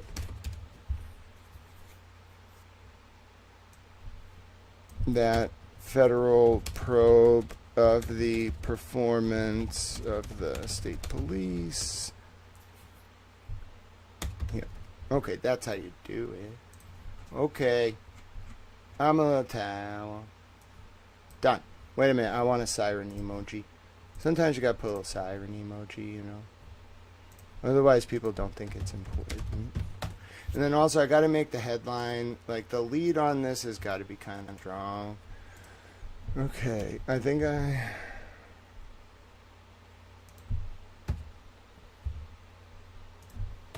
Undercover ATF testified under a grant of immunity at some regarding John's death.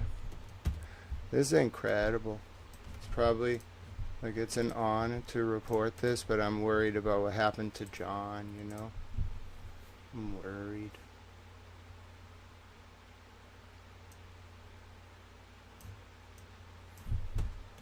I'm worried about what happened to John. I think we all are, but now I'm like really worried. Before I was worried, now I'm very, very worried. I don't think I should put an exclamation point. That's inappropriate. Okay, I'm doing it. God bless the United States of America. God bless John. Okay. Ladies and gentlemen, my name is Grant Smith Ellis. It's like Ted Daniels, but just one dude in a room. He doesn't need a TV studio. He doesn't need a staff. He doesn't need anything. Like, he doesn't need a production team. He doesn't need a network. He doesn't need quarter hours, Nielsen ratings. He doesn't need anything. Just give him a fucking computer and just let him go. All right. I'm doing it.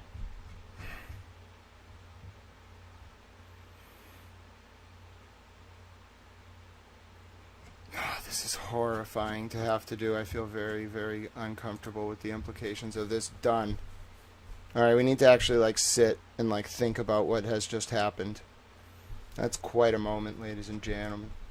Quite a moment in Massachusetts history. Quite a moment for America. I hate the commies and I love America. And I'm deeply concerned every day about something. There is literally so much going on, it's almost impossible. There you go, Kyle. Good luck. Kyle made me do it. If anyone asks, Kyle made me do it. Kyle made me do it. Nope. Damn it. Damn it. I fucked it up. It's not 2014. Damn it. Damn it. I gotta delete it and do it again. It's not 2014, Grant. It's 2024. You gotta be perfect. There is no... Like, I got 1875 mixed up with 1975 about Miles Connor the other day. That's not that important. This is very fucking important, Grant.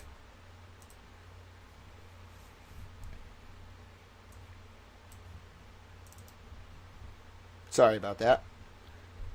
False start. Kyle, don't worry about it. False start, Kyle. We'll be okay. And then, even though Lindsay doesn't capitalize her shit, I'll capitalize that thing. She deserves her first and last name capitalized. You know what I'm saying? Because I'm a tag.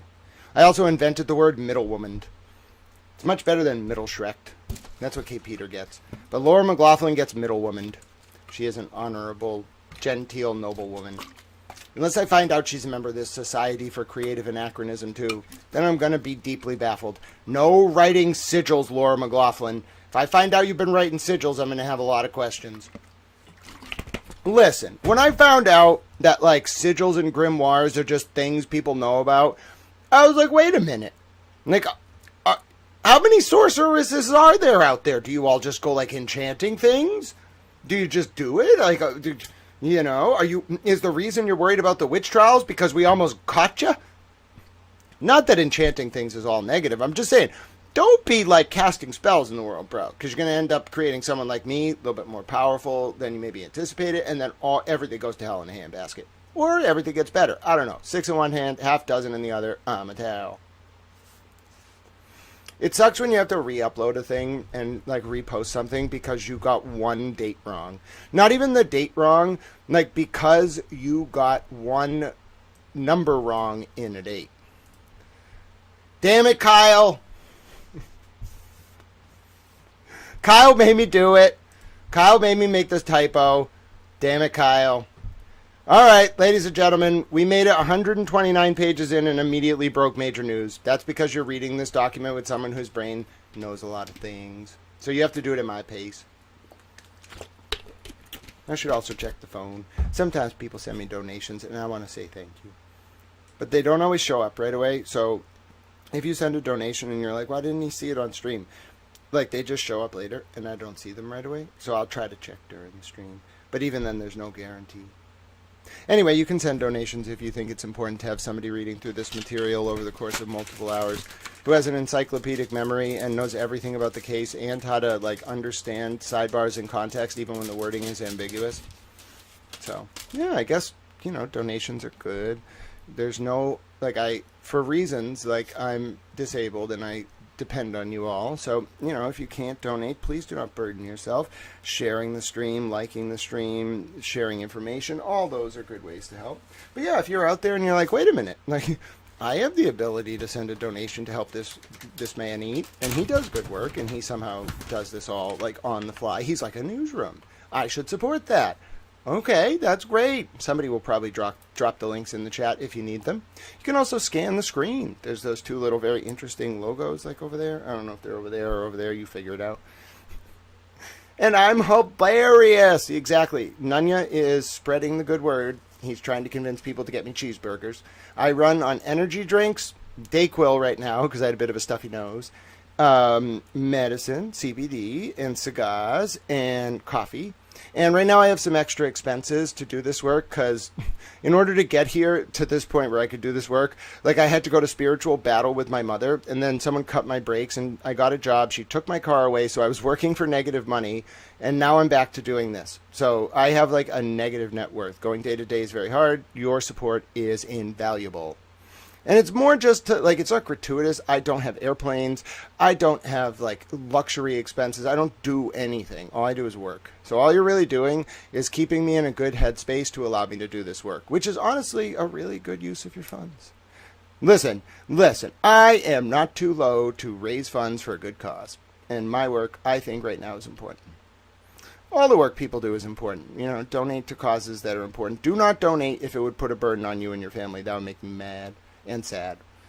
Okay? Only do so if you're one of those people out there. Maybe you have a rich uncle, and your rich uncle's like, listen, I'm a hippie, and I think you can do whatever you want, and you can support this man with my money. That would be great. Like, somebody out there's got to have some rich hippie uncle who's like, let's just send this kid money so we can get rental cars every day, stay safe. I am working on so I have a car of my own, but it's a complicated, like, thing in order to, like, get it in my possession right now. My counsel's working on it, I think. Well, he's going to become my counsel, hopefully.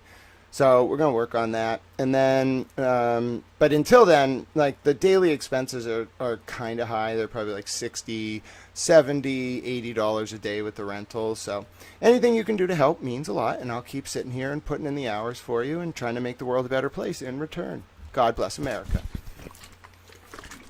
All right, back to the sidebars. That's enough ruminating. Not even ruminating. That's enough reflection on our accomplishment. What's next? I give myself like 20 seconds sometimes to be like, that was important. I'm glad I did that. I hope it helps some people. I want to play chess, though. Where's my buddy? He told me he would play chess with me.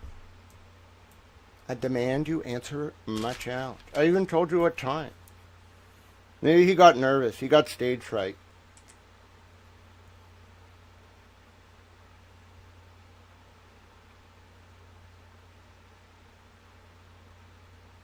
Alright, let's do our work. Nunya, you want to play chess? Nunya, go create an account on Lichess, Lichess, and then tell me your username. And I will play you in chess live. And if I win, you have to take Emily C. and Trial Channel to Northern France. And Kyle. And a few goats. And a penguin. And you got to talk to the House of Savoy. And get me Northern France. I think Nunya can do it. Alright, let's start work. Seriously, though, my brain is bored. I need to be playing chess right now and reading. Okay, let's do the cross. So, Alan Jackson, being an Alan Jackson. That's okay, Nunya. So, Boozy Susie the other day said that, and then I taught her the rules of chess. So just come on up and you just try playing chess. You don't have to do anything or talk or be on camera or even join a Zoom. It's literally the website. You go to the website, you play someone named I Am a Towel in chess, you make a fake name. It's hilarious. Does nobody know how to play chess anymore? This is an insult to my towel-based sensibilities. Listen, I have sense and sensibilities. I have pride, but no prejudice. And I want to play chess. And no, I'm going to not stop punning on Jane Austen works, and there's nothing you can do about it. All right, where are we? Sidebar? Sidebar! Ladies and gentlemen, we have another sidebar. Oh, I understand, Nunya. Chess is very interesting if you enjoy the works of Zbigniew Brzezinski. Have you been reading those lately? I know a lot of people like to read the works of Zbigniew Brzezinski in their downtime. It's very illuminating and enthralling material. Whereupon there was a sidebar conference. Ladies and gentlemen, we have a sidebar alert. No, yes, Nunya, I am thrilled that you love board games. Chess is a board game, but it's the only board game I play. Played the game of life one time. All right, we have a sidebar. Ladies and gentlemen, we have a sidebar. It is while Higgins is being crossed by Alan Jackson. It is page 132 of 5,481 in my document. Whereupon there was a sidebar conference as follows. Mr. Jackson, I have no idea what that is. Mr. Lally, he received a harassing photograph in the mail. Wait, what? What?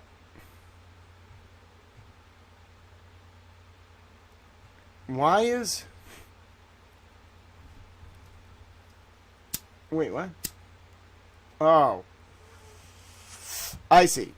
Higgins is on cross with Jackson, and Higgins is like, when I was at my victims advocate meeting, I gave the victims advocate a photo I got in the mail. Whereupon there was a sidebar conference as follows. Mr. Jackson, I have no idea what that is. Mr. Lally, he received a harassing photograph in the mail. Mr. Jackson, a what? Mr. Lally, a harassing photograph in the mail. Mr. Jackson, what kind of photograph? Mr. Lally, I don't know exactly what it was, but it was in reference to along the lines of threats in regards to his testimony.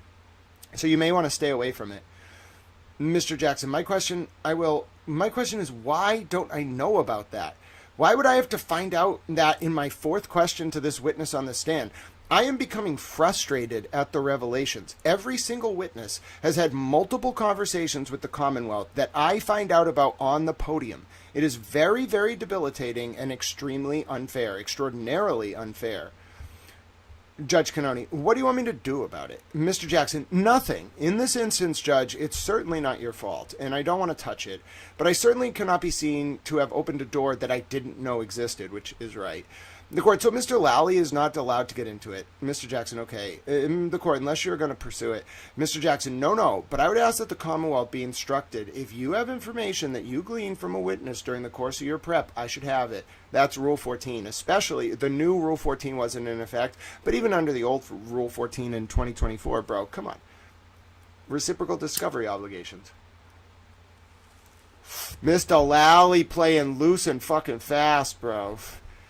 Every single statement of a witness needs to be disclosed, and it's not being disclosed. Mr. Lally, it is being disclosed, Your Honor. There is no statement that is material or relevant to this case. Whether or not he received any kind of threatening or harassing photograph has no bearing on his testimony. Yes, it does. The court, can you get it here at lunch? Mr. Lally, probably. Mr. Yannetti, I have a question for Mr. Jackson. Do you want it brought here at lunch? Mr. Jackson, no, I don't need it. The court, okay, so let's go. Oh, Mr. Lally. Mr. Lally, I got to take you to task. I got to give him a little ruler slap. It's okay, Lynn. You cook your towel rolls. I'm cooking away. Mr. Lally, I got to slap your hand a little bit here. I'm sorry about that, Mr. Lally.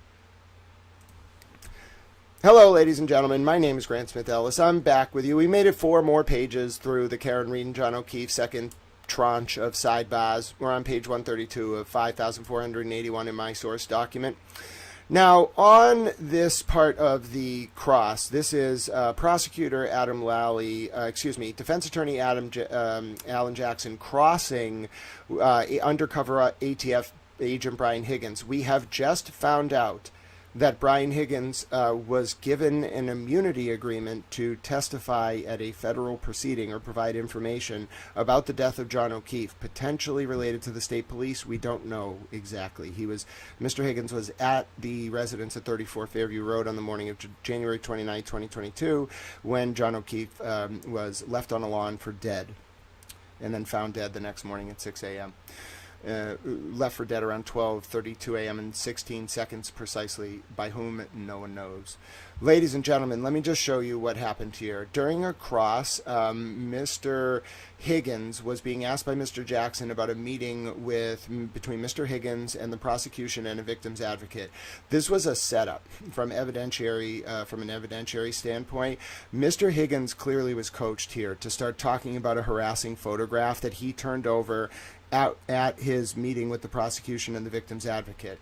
There was immediately a sidebar, whereupon Alan Jackson, rightly so, is incredulous at this, because if Mr. Jackson asks about it on his cross and the witness just spontaneously starts saying, hey, I got this harassing photograph, then what Mr. Jackson has done, in the parlance of the profession — I'm not a lawyer, this is not legal advice, but I did go to law school — he has opened the door. What that means, you're going to see it in the sidebar, is that Jackson has asked a question on cross which will allow Mr. Lally, the prosecutor, on redirect to really go into the issue. It's called opening the door. So when you do an examination of a witness, we saw Mr. Lally do the direct of Mr. Higgins. That's where the immunity agreement came up with the feds. Okay, there was a simultaneous federal investigation. This is a state court criminal trial, the first trial of Karen Reed for John O'Keefe's death in the spring of 2024. This is May 24th, 2024 to be specific. Now we're at a sidebar where Alan Jackson is crossing Higgins, and it's a dirty setup by the state and the witness, where the witness has told the state about information regarding Mr. Higgins getting a harassing photograph. Okay, Mr. Higgins went to a meeting, told the state about it, but the state never told Jackson. Mr. Jackson asks innocuously about the victim's prep meeting, and it's a setup because the witness tries to start talking about the harassing photograph, which, under normal rules of the game in the legal profession, would be Mr. Jackson opening the door to Mr. Lally on redirect, coming up next, being able to explore this. But Mr. Jackson knows what's going on, this is the nuance of it, and says to the court, like, I need a sidebar. At the sidebar, Mr. Jackson says, I have no idea what this harassing photograph is. And Mr. Lally is ready and says he received a harassing photograph in the mail. Mr. Jackson says, a what? Mr. Lally says, a harassing photograph. Mr. Jackson says, what kind? Mr. Lally says, I don't know what it was, but it was in reference to along the lines of threats in regards to his testimony. So you may want to stay away from it. Mr. Jackson says, my question is, why don't I know about that? Why would I, and remember, reciprocal discovery rules under Rule 14 in Massachusetts would compel this be turned over. Why would I have to find that out in my fourth question to this witness on the stand? I am becoming frustrated at the revelations. Every single witness has had multiple conversations with the Commonwealth that I find out on the podium. It is very, very debilitating and extraordinarily unfair. Judge Cannoni, the court, what do you want me to do about it? Mr. Jackson, nothing. In this instance, Judge, it's certainly not your fault, and I don't want to touch it, but I certainly cannot be seen to have opened a door that I didn't know existed. Key phrase. That was why I gave you a preamble, so you would understand Mr. Jackson's key statement to Judge Cannoni. The court. So Mr. Lally is not allowed to get into it. That's Mr. Lally being smacked. Like, Judge knows he did it. Mr. Jackson caught it. If Mr. Jackson didn't raise this, Judge would have let Lally go into this on redirect if Jackson didn't do this sidebar. But then Judge knows that Lally misbehaved. Any prudent jurist, any lawyer is going to know that Lally misbehaved. Higgins misbehaved. They set Jackson up for what's kind of like a trap on cross. They know Jackson's going to ask about the meetings. Every witness gets asked about the meetings with the victim's advocate and the prosecutor. It's like a trap by a defense attorney. Lally knows that Jackson's going to ask. Lally probably, or someone told Higgins to just spontaneously start talking about the harassing photographs so that they could come in. It's very prejudicial to Ms. Reed under 403. 401 and 403 is the balancing test for admissible evidence that's overly prejudicial. It's very prejudicial to Ms. Reed. Lally can't talk about Higgins getting that photograph, but if Higgins talks about it in the right way in response to Jackson's question, it can come in, unless it's Lally engaging what's called gamesmanship, wherein you don't disclose under Rule 14 that you got that harassing photograph, so Jackson doesn't know about it. Therefore, if Jackson inadvertently asks about it on cross, Lally's not allowed to benefit from the gamesmanship. Do you understand? That's the role of a judge. Judge wouldn't have done this for Jackson. That's why it's an uneven playing field. Judge Cannoni was favorable to the state, especially in the first trial.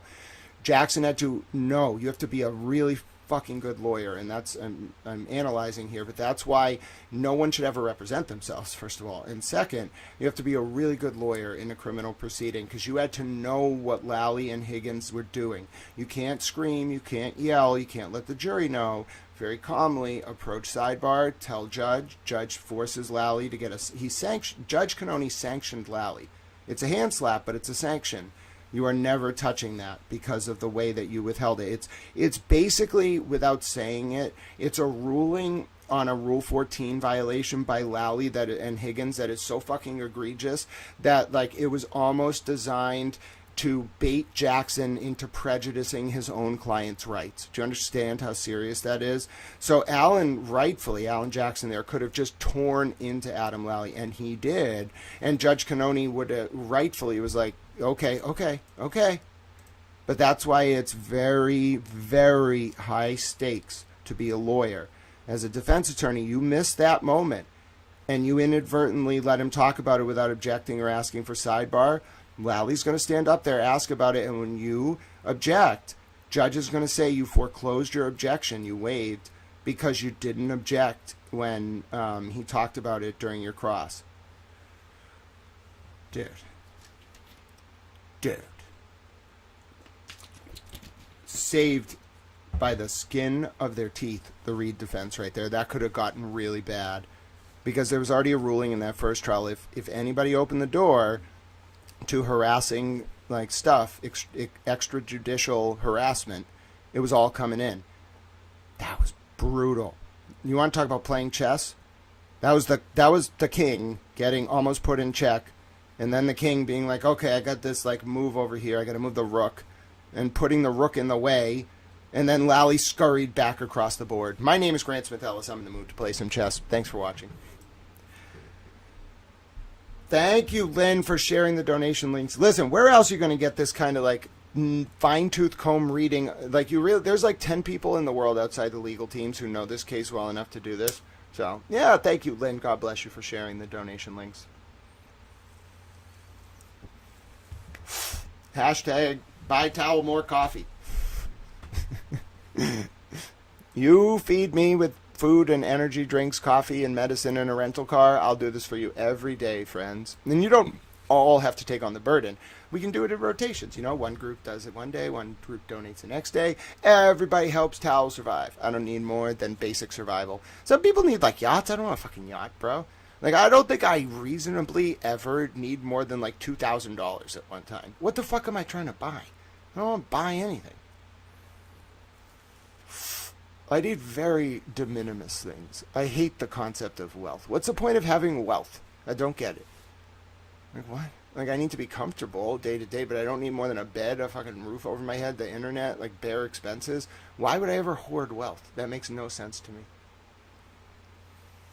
That wealth needs to be out there helping people and elephants and doggos and I don't fucking know. The homeless veterans, not me. All right, I gotta write this shit up. Oh my word. Alan Jackson caught prosecutor Adam Lally trying to do the Karen Reed defense absolutely dirty during cooperating federal witness with immunity. Brian Higgins' testimony in the first Karen Reed trial. In the first John O'Keefe trial, Reed and John O'Keefe trial. Jackson caught Lally and Higgins trying to hide information in discovery and then ambush Jackson with it on cross to seriously prejudice Karen's rights regarding evidence of a letter sent to Higgins of unknown origin that Higgins turned over to the Norfolk DA and Lally, but that Lally never gave to Reed's defense. Jesus. I can't, but like you really have to understand the nuance of it.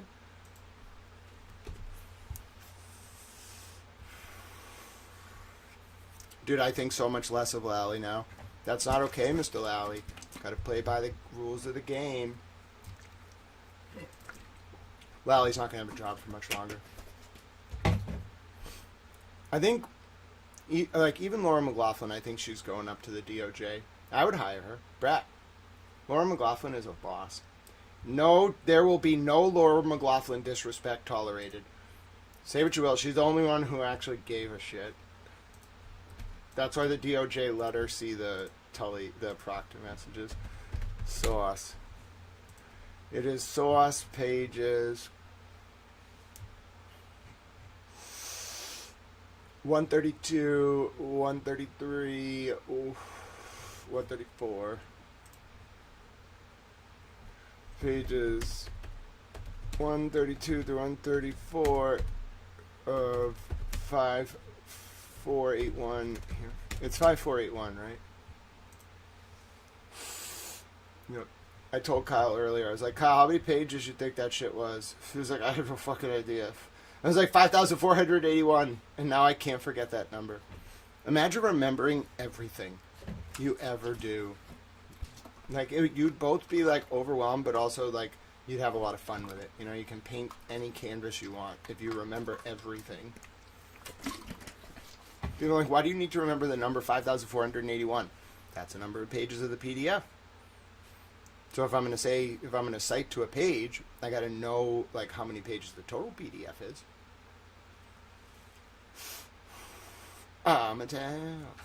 Did I repost that other post? No, Grant. Bad. You got to repost the other post. Nope. Pause. Everybody pause. You got to do, instead of doing that, we're going to repost this one. Alright. Okay. And then we do this. There we go. That's better. See how that's better? I use Joyce's recursive historical circles, which is actually from Gambetto Vico. Recursi.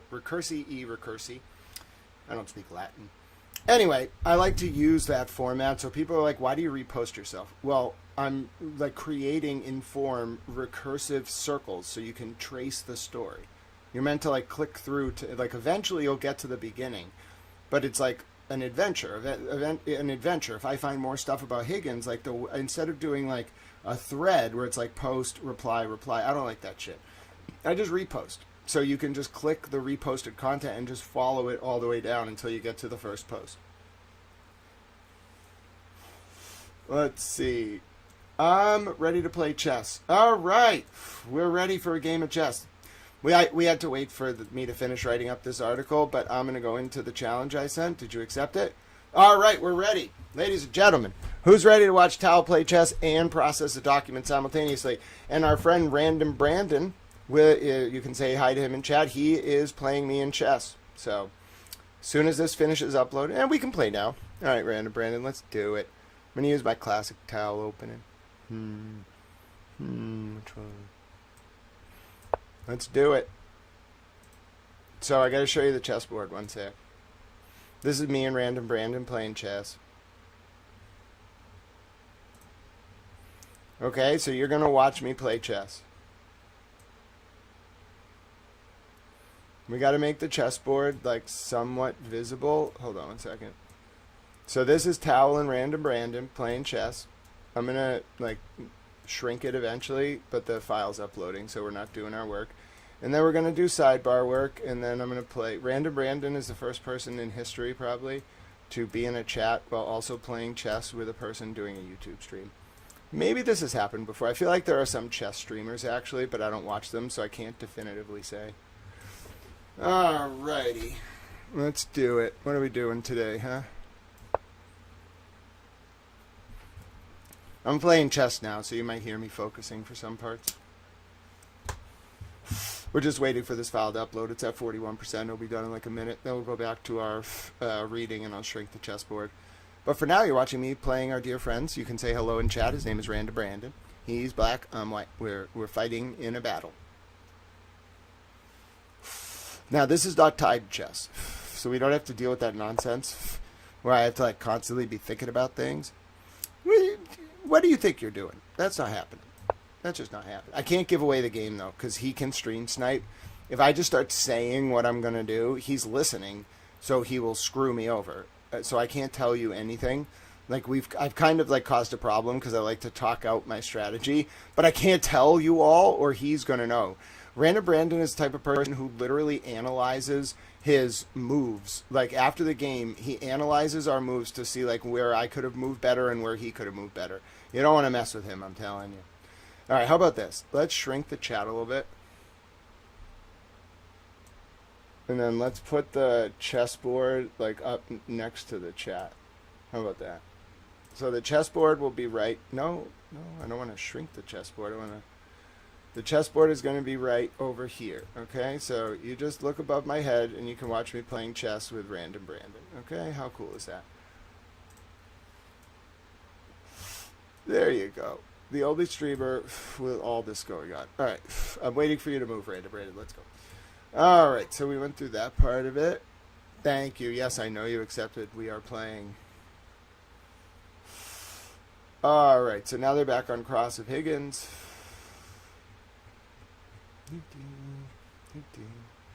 This is Jackson's Cross of Higgins.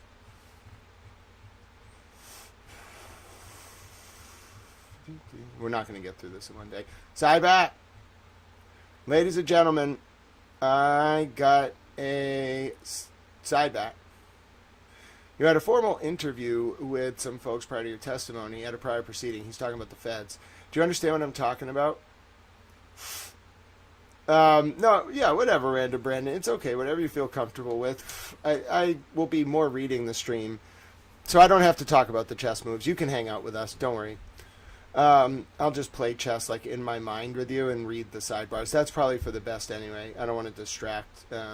We'll take a break, like if I at certain points, and I'll talk about the chess, but I'm going to read for now. The formal interview, which is, so this is when Higgins was under immunity giving a formal interview with the feds. The formal interview, you were asked about Brian Albert and his reputation, were you not? And you indicated in that formal interview that even Chief Berkowitz was, quote, a little afraid of Brian Albert. Objection. So that is, the objection is sustained. That's stricken. I'll see you at Sidebar. Sidebar, ladies and gentlemen. We are on page 149 of 5481. This is the Higgins cross. There is a sidebar. The court. So I'll hear you, Mr. Lally. Mr. Lally, Your Honor, I don't see how, first of all, the wrong witness. Secondly, as far as whatever, a number of different things. So it's attempting to attack character of Brian Albert and suggest some sort a bad act of a witness who's not even testifying on the stand when these questions weren't asked of the witness when he was here and when he was testifying on the stand. That was the subject of a motion in limine that was allowed. It was completely inappropriate, completely irrelevant, and I'd ask for limiting instruction to be given to the jury at this time in regards to this. The court, what type of limiting instruction? Mr. Lally, questions are not evidence because essentially what counsel is doing is testifying from his questions as to the facts that these incidents allegedly occurred. The court, but you know he can't testify. Even Chief Berkowitz that knew that his reputation, and you know better than that, and I'm not going to give this instruction, though it's warranted. Oh, Judge, that's completely unnecessary. It was Higgins' testimony at the federal proceeding about his state of mind about Brian Albert. Tell me why you, the question is certainly not admissible, but tell me why you think this line of questioning is. I need you to make your offer of proof. An offer of proof is like where you tell the judge why you should be able to make a certain type of evidentiary argument. Okay?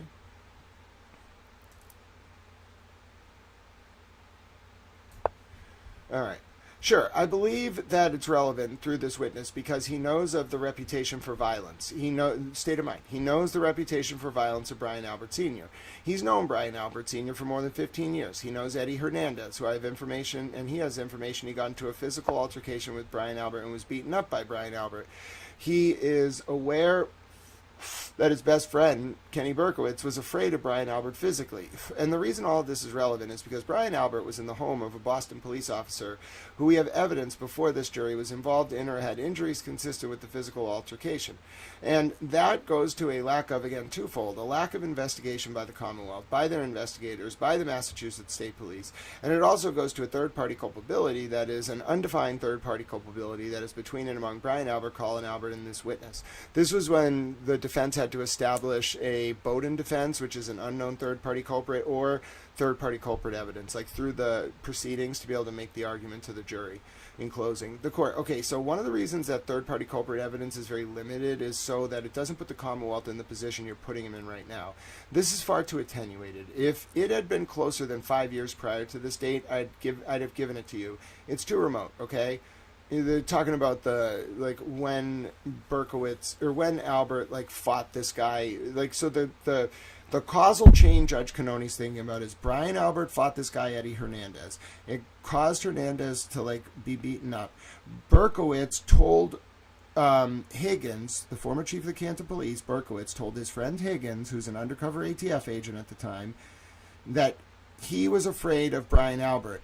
Okay, and Judge Cannoni saying, listen, if the reason that Berkowitz was telling Higgins that he was afraid of Brian Albert was because Brian Albert beat up Eddie Hernandez, that's too attenuated to come in. That's what she's saying.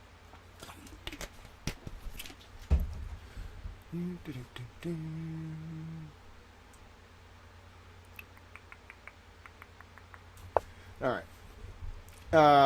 Okay, I'll move on. Okay, thank you. Whereupon the sidebar conference concluded. So, you can say she's being unfair, but it's more like she's being overly harsh to Jackson. She should have been that harsh with Lally the last time. You said you drank 3 to 4 whiskey sodas at Hillside. Okay, so now they're talking about Higgins and that night. We're sidebar hunting, by the way, so you can go back and watch all the transcripts. The value of this document is it has non-public sidebar transcripts. Nobody knew what they were talking about sidebar at the time, so we're now... Oh, sidebar! Ladies and gentlemen, I have a sidebar alert. The jury exits for lunch and recess at 1 p.m. We are now on page 170 of 5481, if you're following along. How dare you? What are you doing with him over there? What are you doing?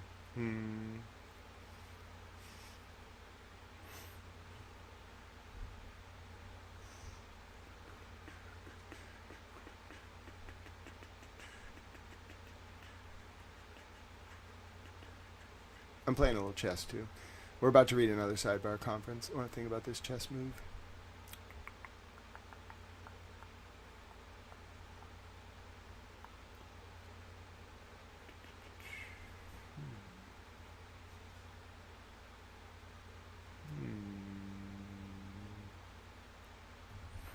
The chess is above my head if you want to watch it.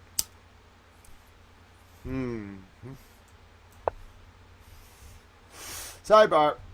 Mr. Lally, Miss McLaughlin, you could bring that with you. All right, this is the court. So I was wondering again about the proffer, because if we have to do something with it, how dare you? How dare you?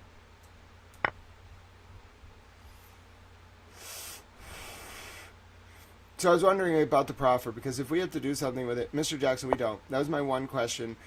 And the court was very clear, don't go there with Chief Berkowitz, so I'm done. Okay, as I rack my brain, and Miss Little knows probably better than I do, I don't think there's another portion where a statement in the proffer is the impeachment. It's all going to be the jury, which I don't know how to deal with, so I don't think I even need to address the proffer.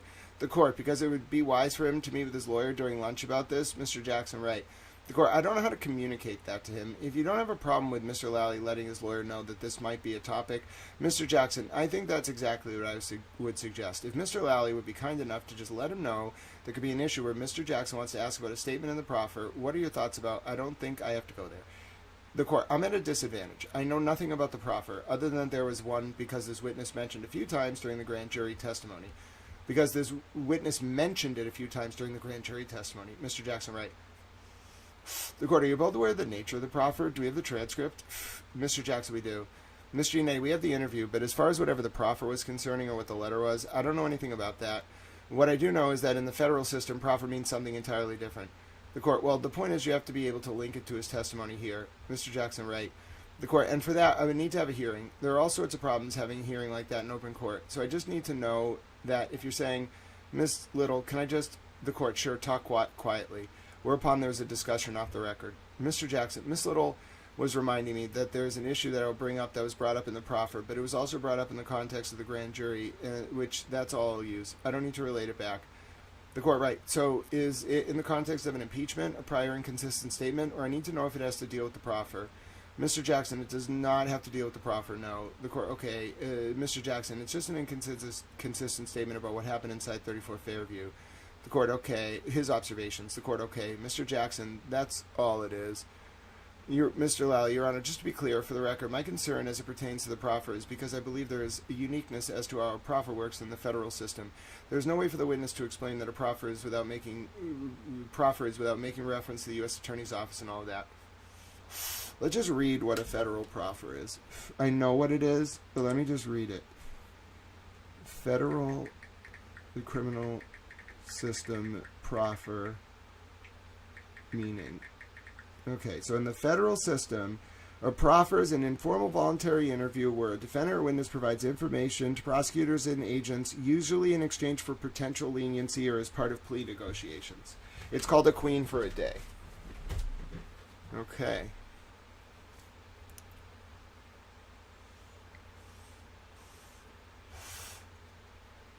That is weird news, Nunya. The court, which is why I interjected when you asked a question about his assignment, whether he could answer that, because again, I have no idea about the proffer, and I don't know if that was related, but it sounds like the defendant does not intend to get into that, correct, Mr. Jackson? Mr. Jackson, I do not, no. The court, okay. Mr. Jackson, I've gone as far as I'm going to go on any of that. The court, so Ms. McLaughlin grabbed an exhibit. Is there something you were saying about it? Mr. Lally, Your Honor, there is within the text, I think on this page and maybe one other page, the court, yes, there are 2 pages. Mr. Lally, where the defendant is in a photograph of the children, the court, the children. Mr. Lally, I'd like to redact that. Mr. Jackson, no objection. The court, I saw that as well. Is there an agreement that those 2 pages can be removed from Exhibit 104A and replaced, or how do you want to do that? Ms. McLaughlin, my biggest concern is just if I think I could, cover that and take a picture and put it back and just kind of put the page back in but redact the picture. The court, I am fine with that. What we will need to do is take the 2 pages out, mark them for identification. Mr. Lally, mark them. The court, so this copy has a page on it. It didn't have that. Wait. I need to, okay, for identification purposes, please, Madam Court Reporter. The Court Reporter, that will be PP for identification. They're marked. The Court, thank you. Mr. Lally, my apologies. Ms. Gilman, to put the numbers on there just to make it the Court. No, that's great. I thought the witness had what I had. Plus, you all have color photos, and I don't. So it's 47 and 48 of the Exhibit 104A.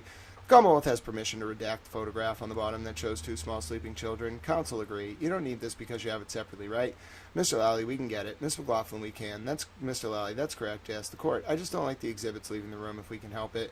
Mr. Lally, yes. The court, all right, so we'll start back up at 1:45. Even if you finish today, it's been that there has been redirect. What is your position on that? Will you be coming back for that even if you finish, or will one of your colleagues just take over that? Mr. Jackson, my suggestion would be if we can take him out of order and order him back for the following Monday. I would have to be here for that if that happens. The court, I don't want to do that on a redirect or recross, but let's see how far we go. That's why I asked the jury if they would stay an extra half hour. Mr. Jackson, that was very kind. I think I can get it done. I do. The court, okay. Mr. Jackson, I think I can leave Mr. Lally enough room to get done as well. Mr. Lally, I don't foresee being terribly long. The court, speed it up, all right? Thank you. I'll see you at 1:45. Thank you. All right, so I have to kind of interpolate this a little bit.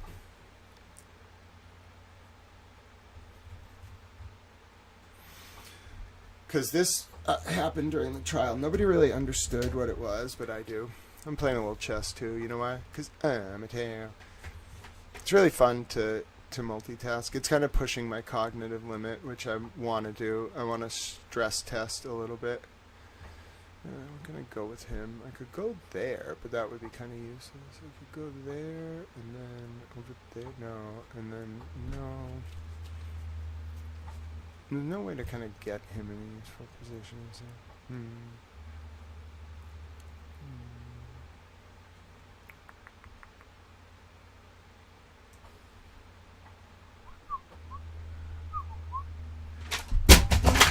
Hello, my name is Grant Smith-Ellis, by the way. We're doing some Karen Reed trial documents, and every single part of the Higgins cross was explosive, so... All right. Hello, my friends. My name is Grant Smith-Ellis. I am going through the Karen Reed and John O'Keefe second tranche trial sidebahs. And I have located another interesting development related to Brian Higgins' federal proffer. Now, this is on page 170 of 5481. It's from the transcripts of the first John O'Keefe and Karen Reed trial, specifically the day May 24th, 2024. Now, for some context, a proffer in the federal criminal system is an informal voluntary interview where a defendant or witness provides information to prosecutors and agents, usually in exchange for potential leniency or as part of plea negotiations. It's a queen for a day letter. It allows individuals to share knowledge about crimes without the statement being used directly against them in the government's case in chief, though it does not provide full immunity. So I just want to be clear that this is very strongly indicating a prior sidebar and this sidebar. That Brian Higgins had potential criminal liability federally and had to sign a Queen for a Day interview. Okay? Now, ladies and gentlemen, this sidebar is the second sidebar. There was an earlier sidebar around page 134 earlier about Brian Higgins' immunity deal with the federal government. This is now a follow-up where we've just approached the luncheon recess in the middle of Higgins Cross by Alan Jackson, Karen Reed's defense lawyer. And Judge Cannoni says, why don't we take our luncheon recess? And then there's a sidebar. These have not been made public until yesterday. They were released by Dee on Twitter, and Marbury v. Madison, the wonderful Corey A. Hopkins, and also Kyle Sharkey is a towel, and he likes goats. Anyway, that's not really relevant to the substance of this, which is that Brian Higgins, an undercover ATF agent who was in the home at 34 Fairview Road around the hour of 12:32 a.m. and 16 seconds, specifically on the morning of January 29, 2022, when John O'Keefe was on a lawn and then left to die. John O'Keefe was a Boston police officer in the SA Offenders Unit. The sidebar that we're talking about here on page 170 of 5481 in the version I have, which you can find linked in the post, which this video will be attached to. The court says, Mr. Lally, the prosecutor, Miss McLaughlin, the assistant prosecutor, you can bring that with you. All right, so I was wondering again about the Higgins proffer, because if we have to do something with it, Mr. Jackson, we don't. That was my one question, and the court was very clear. Don't go there. And then there was another issue related to Chief Berkowitz talking about Brian Albert, one of the homeowner outside, a Boston police officer, now a PI, connected. He owned the home where John O'Keefe was found on the lawn. Okay. And Chief Berkowitz and Higgins. Chief Berkowitz was the former chief of the Canton Police, the town where this home was located, where John lived, where Brian Albert lived. And Higgins was Berkowitz's friend. Okay, so these are two separate issues. The proffer and then judge kind of saying move on from Higgins testifying at the federal grand jury about Brian Albert, Chief Berkowitz being a little scared of Brian Albert because Brian Albert apparently beat up some guy more than 5 years ago. Okay. The court, okay. Mr. Jackson, as I rack my brain, and Miss Little knows probably better than I do, I don't think there's another portion where his statement and the proffer is the impeachment. It's a proffer in the federal system, remember, is an interview you give under immunity with the federal government, partial immunity. It means you're like potentially going to be federally charged. It's all going to be the jury, which I don't know how to deal with. So I don't think I even need to address the proffer. The court, because it would be wise for him to meet with his lawyer, for Brian Higgins, the undercover ATF agent, to meet with his lawyer during lunch about this, Mr. Jackson, right. The court, I don't know how to communicate that to him. Judge is saying there's potential Fifth Amendment implications, like criminal Fifth Amendment implications for Higgins. The court, I don't know how to communicate that to Higgins. If you don't have a problem with Mr. Lally, the prosecutor, letting his lawyer, Higgins' lawyer, know that this may be a topic, Mr. Jackson, I think that's exactly what I would suggest. If Mr. Lally would be kind enough to just let Higgins know that there could be an issue where Mr. Jackson, talking about himself in the third person, wants to ask about a statement in the proffer, what are your thoughts about, I don't think I have to go there.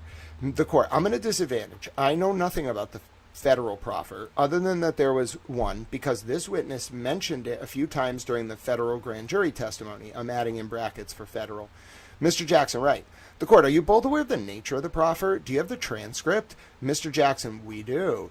Mr. Yannetti, we have the interview. But as far as whatever the proffer was concerning or what the letter was, I don't know anything about that. What I do know is that in the federal system, proffer means something entirely different, and we've just talked about that. The court, well, the point is you have to be able to link it to his testimony here. Mr. Jackson, right. The court, and for that, I would need to have a hearing. And remember, we've already talked about, if you missed the earlier presentation, about the first sidebar, Mr. Jackson has said that the proffer is material to John O'Keefe's death. It's directly about John O'Keefe's death. And I would need Judge Cannoni saying, and for that I would need to have a hearing. There are all sorts of problems of having a hearing like that in open court. So I just need to know if you're saying, Miss Little, can I just, that's Eliza Little, Karen's other lawyer. The court, sure, talk quietly. There was a discussion off the record. Miss Jackson, Miss Little was reminding me that there is an issue that I will bring up that was brought up in the proffer, but it was also brought up in the context of the grand jury, which that's all I'll use. I don't need to relate it back. So Jackson's saying he doesn't need to get into the proffer. The fact that Higgins got immunity, did a Queen for a Day interview, because he can use what he wants to substantively from the federal grand jury testimony. Judge Cannoni says, right, so is it in the context of an impeachment, a prior inconsistent statement, or I need to know if it has to deal with the proffer? Mr. Jackson, it does not have to deal with the proffer, no. The court, okay, Mr. Jackson, it's just an inconsistent statement about what happened, so by Higgins, to the federal government about what happened inside 34 Fairview, his observations. The court, okay, Mr. Jackson, that's all it is. Mr. Lally, Your Honor, just to be clear for the record, my concern as it pertains to the proffers is, to the proffers, is because I believe there is uniqueness as to how a proffer works in the federal system. There is no way for the witness to explain what a proffer is without making reference to the U.S. Attorney's Office and all of that. I think what Lally's really concerned of is a proffer implies that that person was going to be federally charged. And he says proffers. The court, which is why I interjected when you asked a question about his assignment, whether he could answer that, because again, I have no idea about the proffer, and I don't know if that was related. But it sounds like the defendant, no, Higgins being an undercover ATF agent has nothing to do with the proffer. But it sounds like the defendant does not intend to get into that, correct? Mr. Jackson? Mr. Jackson, I do not know. The court, okay. Mr. Jackson, I've gone as far as I'm going to get into on any of that, and then they stopped talking about it. Folks, there were multiple proffers. I need to find out who else signed a proffer. There was a simultaneous federal investigation at the time of the Karen Reed trials, the first one at least, into the performance of the state police. Brian Tully signed an NDA, who was the commander of the state police unit that investigated Karen Reed and Turtle Boy and potentially covered up Sandra Birchmore's murder. Who, other than Brian Higgins, signed a proffer? Brian Higgins signed a proffer that granted him immunity from federal prosecution for statements that he made during that proffer interview. Alan Jackson and David Yannetti have had it the whole time, and they weren't allowed to talk about it. People talk so much nonsense about how they were violating the rules of conduct. How about that? Alan Jackson and David Yannetti knew for years that Brian Higgins had immunity from federal prosecution for statements made in the context of a proffer Queen for a Day interview related to John O'Keefe's death, and they never said it. Take a bow, gentlemen. Take a bow. And Miss Eliza Little, take a bow. How's that for honoring the professional code? How's that? Take a bow. And the fact that there's multiple proffers. My name is Grant Smith Ellis. Support this channel. We're going line by line through the second tranche, 5,000 pages, Karen Reed and John O'Keefe trial sidebars, and I'm playing chess. You don't understand. I am playing chess. Look above my head. You see me playing chess? I'm a hilarious towel. Anyway, you can support this channel. There's donation information, Cash App, Venmo. I need some help right now. So God bless you for watching. And my name's Grant Smith Ellis. You can find youtube.com/@GrantSmithEllis, x.com, Grant Smith Ellis. I'm not a news network. I'm a towel. Thank you. People are like, oh, God, is this what Walter Cronkite would have been like if he didn't answer to anyone? Yes, indeed. I'm a towel. All right, let's go back to the Higgins thing. All right. Just in. There were multiple state witnesses involved with the John O'Keefe and Karen Reed trial, including Brian Higgins, who signed proffer letters with the DOJ, thus granting them limited immunity from federal prosecution related to the death of John O'Keefe. Oh, my word. Oh, my word. Also, this, when Brian Higgins had to speak to his lawyer during his testimony on May 24th, it was about the fact that Higgins had an extensive proffer letter and interview with the DOJ. David Yannetti, Alan Jackson, and Eliza Little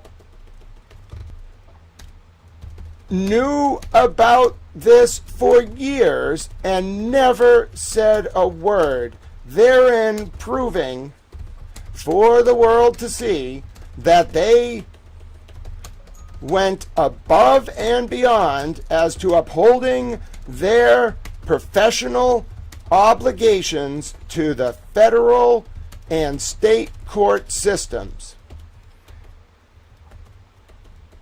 At any time over the past 3 years, 4 years, 3 years, because I don't think he actually signed the letter until like 2024. So let's say 2 years. 2 years. Had Mr. Yannetti, Mr. Jackson, at any time, Mr. Yannetti, Mr. Jackson, and Ms. Little could have told the world or leaked that Brian Higgins, a undercover ATF agent, was granted federal immunity and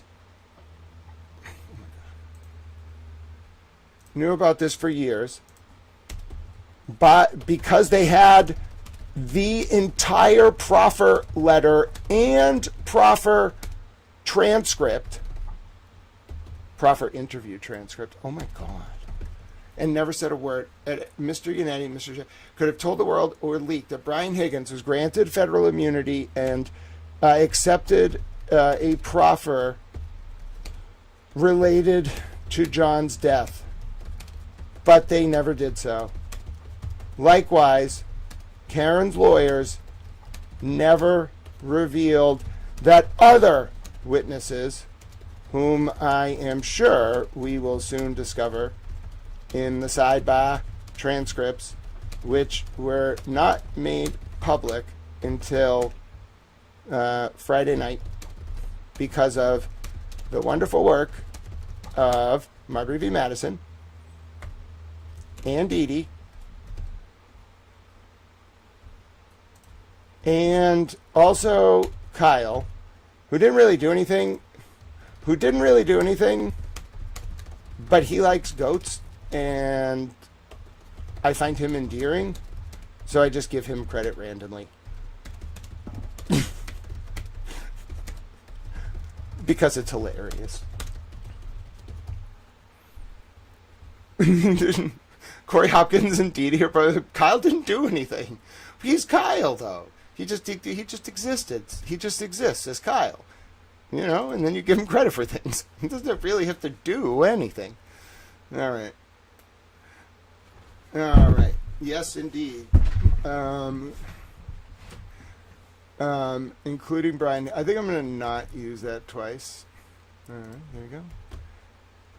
Kyle's the most baffled human on the planet. He just gets random credit for things without doing anything. Trying to set a new tone, you know? You don't have to actually do anything. You just have to be a towel. I'm going to tag David Yannetti because he is a towel. I bet he walks around sometimes and tells his staff, he's like, I'm a towel. And they're like, what? You are a lawyer. And he's like, yeah, but I'm a towel. And they're like, what? You know what I'm saying? It's fucking hilarious. Alright, I gotta get this link. Hold on. Alright. Source. Pages. What page was it again?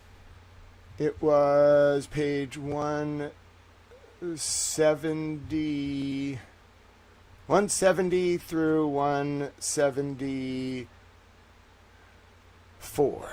170 through 174 of 5841. 5481? 5481. Am I right? 5481?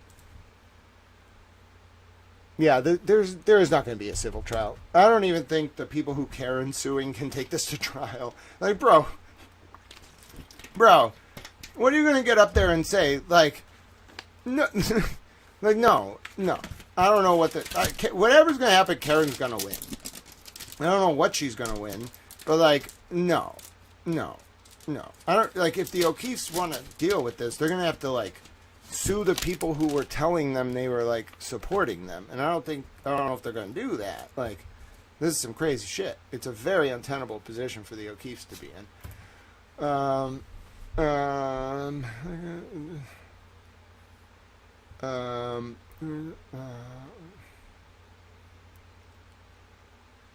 We will soon.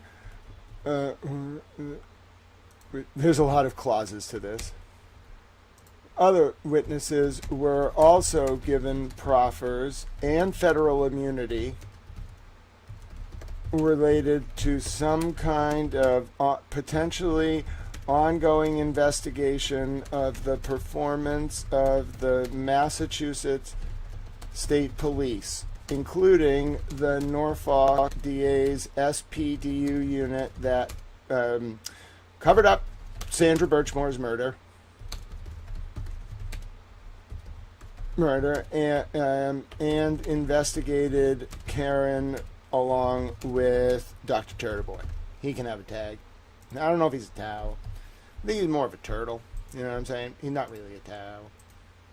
He could be a towel. I mean, we have to think long and hard about that. I think he just wants to be a turtle. We don't even have to deal with that. You know what I'm saying? Kind of like Alan Jackson here. We don't have to deal with that because he's a turtle. All right, turtles and towels are very different. If we like the only way that a turtle and a towel can communicate is with an Emily C in the middle. Okay, Emily C has like a blackboard. She kind of is like, listen, this is how you do it, and then he just be a turtle, I be a towel. Everybody's happy. All right, that's how we go about our business. Everybody understand? It's a very simple concept. Okay, there's a difference between a turtle and a towel, and then an Emily C is just an entity unto herself. Okay, she's not a turtle, not a towel. She's just an Emily C. She's like a Trial Channel, but in a different form. Like if Trial Channel were a teacher. You know what I'm saying? Trial Channel's like a tech wizard. But if Trial Channel were a teacher, she would be Emily C. If Emily C were a tech wizard, she would be Trial Channel. You know what I'm saying? There you go. Everybody, does that make sense? Everybody on the same page? In short, the culmination of Brian Higgins' federal immunity is that Emily C and Trial Channel are basically yin and yang. There you go. That is the conclusion you needed. I'm definitely trying to figure out who got a proffer, though. There are multiple state witnesses involved with the John O'Keefe Carroll retrial, including Brian Higgins, who signed proffer letters with the DOJ, thus granting them limited immunity for federal prosecution related to John's death. Also, when Brian Higgins had to speak to us, okay. And then David Yannetti, Alan Jackson, and Eliza Little knew about this for years because they had the entire proffer letter and proffer interview transcript and never said a word. They're improving for the world to see that they went above and beyond to upholding their professional obligations to the federal and state court systems. At any time over the past few years, Mr. Yannetti, Ms. Jackson, and Ms. Little could have told the world they leaked that Brian Higgins was great at federal immunity, but they never did so. Likewise, Karen's never the other witnesses. And then I don't want to use a colon or parentheses. I want to use a double thing there because I indented within it. I'm sure we're not made public. That's so annoying, but I'm going to do it anyway. We're also going to... Okay. All right. Let's do it. Let's do it. I'm ready. I'm ready. I'm ready. This is shocking. Yeah, this is quite... Like, this is some shit. I mean, like, this is all falling apart for them. Like, I'm thinking some of them are about to get criminally charged. For context, I'm just going to quote from this shit. I don't even need to quote, because it's just like a summary. For context, let me see if I can quote from, like, a source. What source do you got here? Let me see. I'm going to... Give me 1 second. I want to quote from this. All right, hold on. What is a federal proffer? Says Queen for a day. And then we're going to get a DOJ source.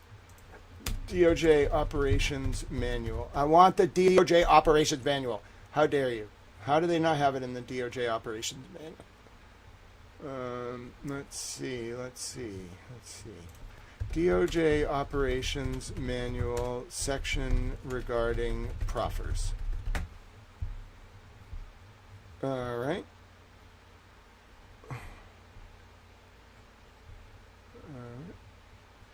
Alright, let's see, what's this? I found the New York State Association of Criminal Defense Lawyers. Profers, reverse profers, cooperation agreements, and plea agreements. Alright. Alright.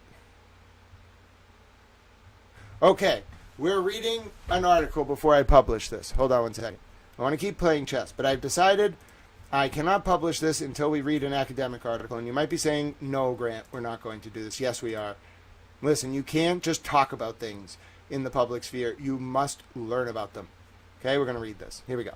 Everybody ready? Profers, Sit tight. Reverse profers, cooperation agreements and plea agreements. Richard D. Willstatter Green and Willstatter 200 Mamaroneck Avenue, Suite 605 White Plains. New York 106. Introduction. One of the starkest differences between practice in the New York criminal courts and practice in the federal courts is the strong pull of cooperation. The process of securing a cooperation agreement and the enormous benefit a client can receive from a successful cooperation process.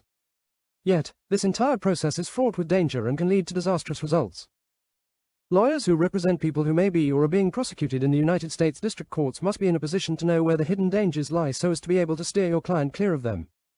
Another aspect of federal practice which greatly differs from New York practice is the prevalence of written plea agreements.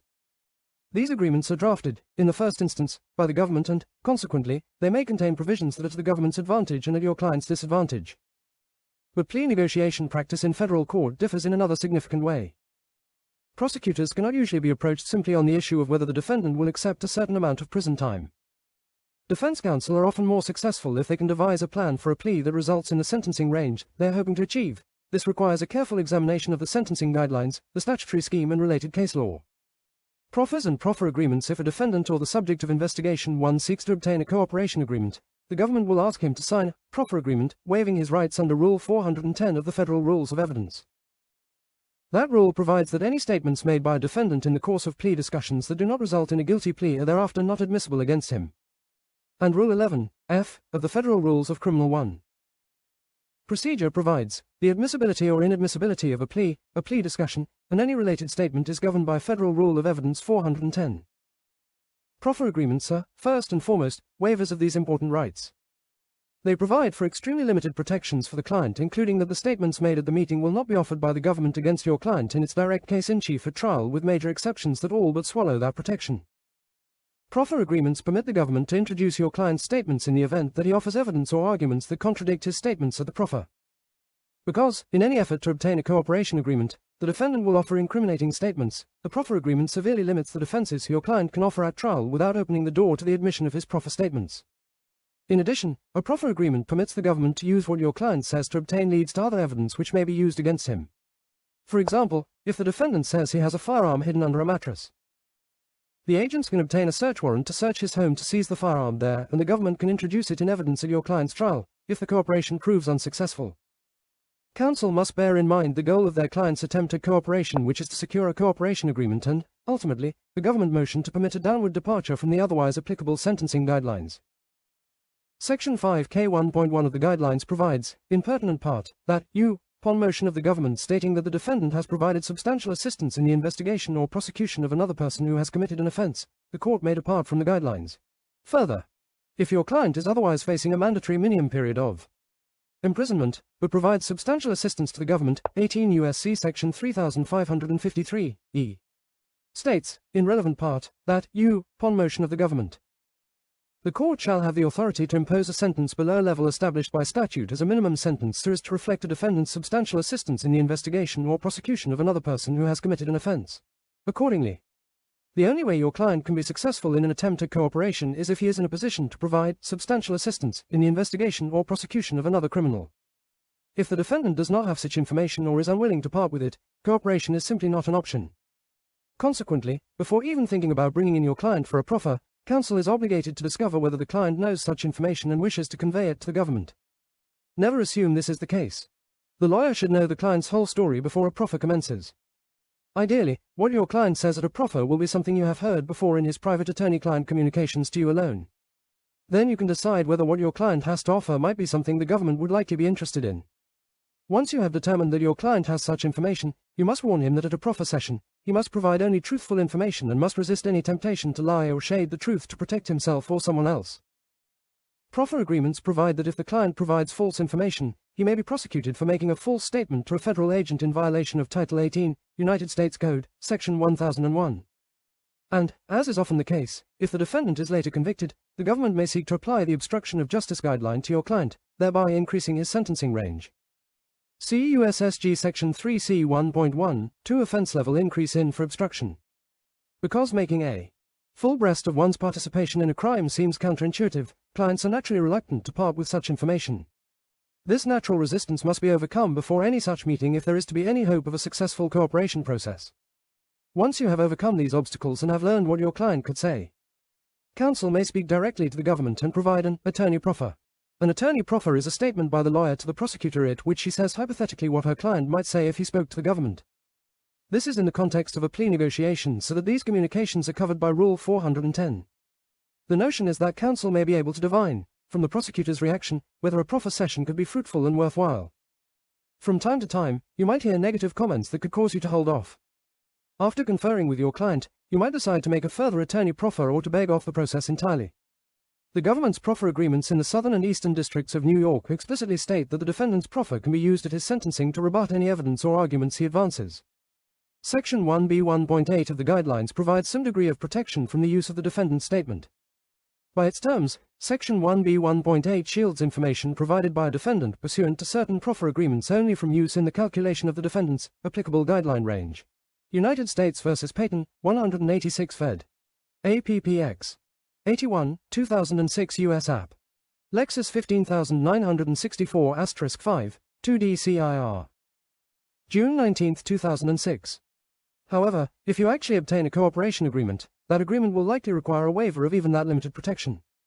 See USSG Section 1B 1.8, where a defendant agrees to cooperate with the government by providing information concerning unlawful activities of others, and as part of that cooperation agreement the government agrees that self-incriminating information provided pursuant to the agreement will not be used against the defendant, then such information shall not be used in determining the applicable guideline range, except to the extent provided in the agreement, emphasis added.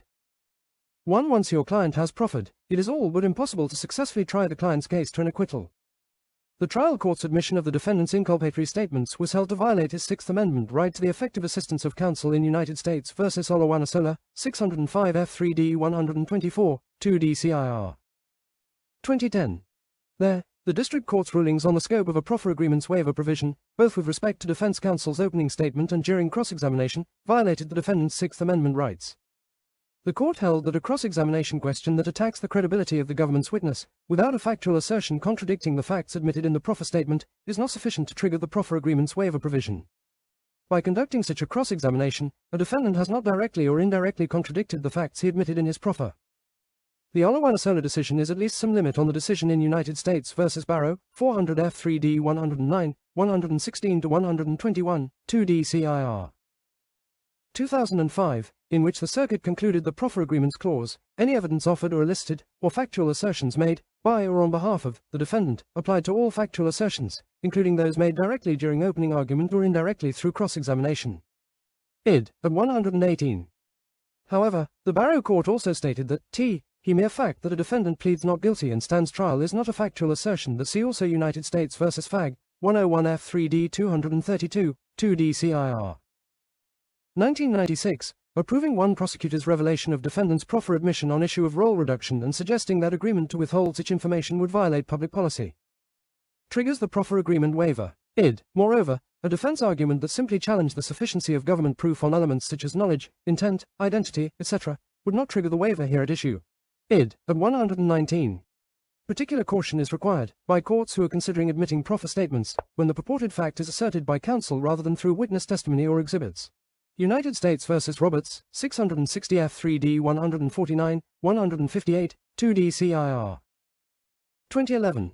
The fact is that district courts have considerable discretion in deciding whether the line has been crossed. In Roberts, the circuit held. In close cases, the identification of what facts are being implied by counsel's questions and arguments may depend on the unique insights the district court gains from actually seeing and hearing these matters. Guilty plea. Frequently, the government will demand that the defendant pleads guilty to every crime to which he has made an admission during his proffers, even if has discretion to determine the extent of the defendant's assistance. We review whether the prosecutor has made its determination in good faith. Moment he decides to seek one. Reverse profers. On occasion, the government may offer your client a chance to hear the evidence the government has lined up against him. In reverse proffer, it is the government which is providing the information, not the defendant. The defendant attends but is not required to and should not speak at all. The government can lay out the proof, or part of it, for the defendant in an effort to convince him that resistance in the form of a trial would be futile. From time to time, a prosecutor may ask a defendant to sign a proffer agreement to attend such a reverse proffer, but the client is not required to, and should not execute such an agreement because the purpose of such a meeting is not for the client to provide information but is, instead, for the government to provide information to the client and his lawyer. A client should be advised that he should not react or make statements during a reverse proffer. In view of Salinas v. Texas, 133 S. Court 2174, 2013, your client's reactions could arguably be admitted against him. Accordingly, it would be wise to state at the commencement of the meeting that the client will not be answering any questions or making any statements on Fifth Amendment grounds. Innocence proffers. Sometimes a lawyer and client believe that they can talk the government out of a prosecution. This is almost always a bad idea.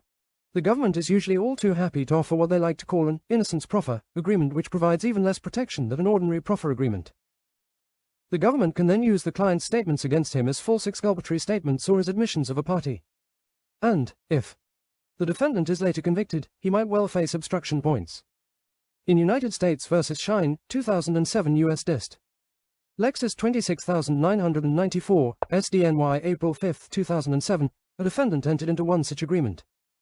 In that case, the standard innocence proffer read: Nathaniel Alexander has requested the opportunity to provide information to the government about his involvement in the charges contained in S205 crossing 1067, KMK, and to respond to questions, so that the government may be in a position to evaluate his information and responses in making prosecutive decisions.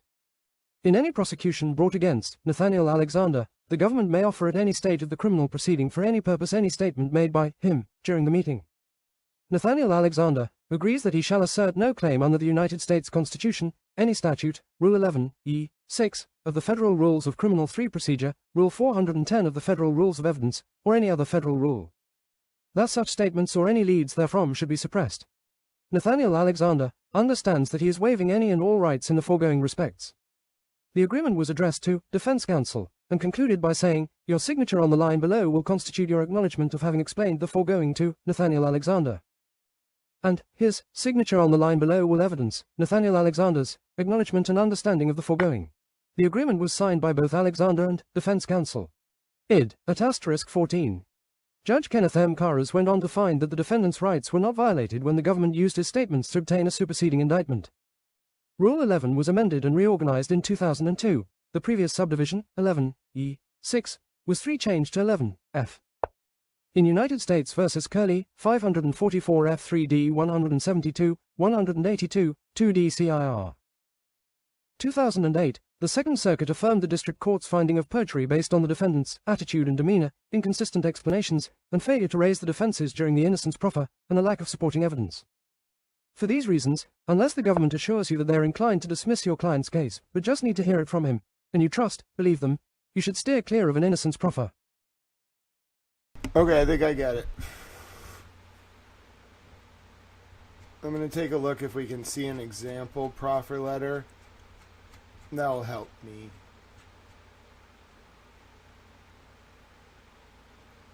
Yeah, that's exactly why he stayed on. Someone said, is this information why Alan stayed on with Karen? 100%. No, I want to see an example of a proffer letter.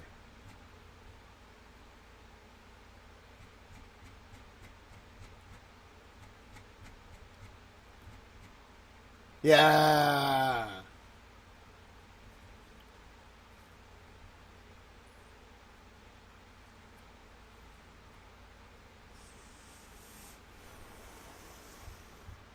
All right, let's see if I can get this read. I want to read it. Proffer agreement with respect to the meeting of client and his attorney, Theodore Green, Esq., with Assistant United States Attorney to be held at the Office of the United States Attorney for the Southern District of New York on 2013, the meeting. The following understandings exist. 1. This is not a cooperation agreement. The client has agreed to provide the government with information and to respond to questions so that the government may evaluate client's information and responses in making prosecutive decisions. By receiving client's proffer, the government does not agree to make a motion on the client's behalf or to enter into a cooperation agreement, plea agreement, immunity, or non-prosecution agreement. The government makes no representation about the likelihood that any such agreement will be reached in connection with this proffer. 2. In any prosecution brought against client by this office, except as provided below, the government will not offer in evidence on its case in chief, or in connection with any sentencing proceeding for the purpose of determining an appropriate sentence. Any statements made by client at the meeting, except in a prosecution for false statements, obstruction of justice, or perjury with respect to any acts committed or statements made during or after the meeting, or testimony given after the meeting, or b. if at any time following the meeting, client becomes a fugitive from justice. 3. Notwithstanding item 2 above, the government may use information derived directly or indirectly from the meeting for the purpose of obtaining leads to other evidence, which evidence may be used in any prosecution of client by the government. b. In any prosecution brought against client, the government may use statements made by client at the meeting and all evidence obtained directly or indirectly therefrom for the purpose of cross-examination should client testify. And c. The government may also use statements made by client at the meeting to rebut any evidence or arguments offered by or on behalf of client, including arguments made or issues raised sua sponte by the district court, at any stage of the criminal prosecution, including bail. All phases of trial and sentencing, in any prosecution brought against client. 4. The client understands and agrees that in the event the client seeks to qualify for a reduction in sentence under Title 18, United States Code, Section 3553, F, or United States Sentencing Guidelines, Sections 2DL, L, B, 16, or 5C 1.2, the office may offer in connection with the sentencing, statements made by the client at the meeting and all evidence obtained directly or indirectly therefrom. 5. To the extent that the government is entitled under this agreement to offer in evidence any statements made by client or leads obtained therefrom, client shall assert no claim under the United States Constitution, any statute, Rule 410 of the Federal Rules of Evidence, or any other federal rule that such statements or any leads therefrom should be suppressed. It is the intent of this agreement to waive all rights in the foregoing respects. July 17, 2012. 6. If this office receives a request from another prosecutor's office for access to information obtained pursuant to this proffer agreement, this office may furnish such information but will do so only on the condition that the requesting office honor the provisions of this agreement. 7.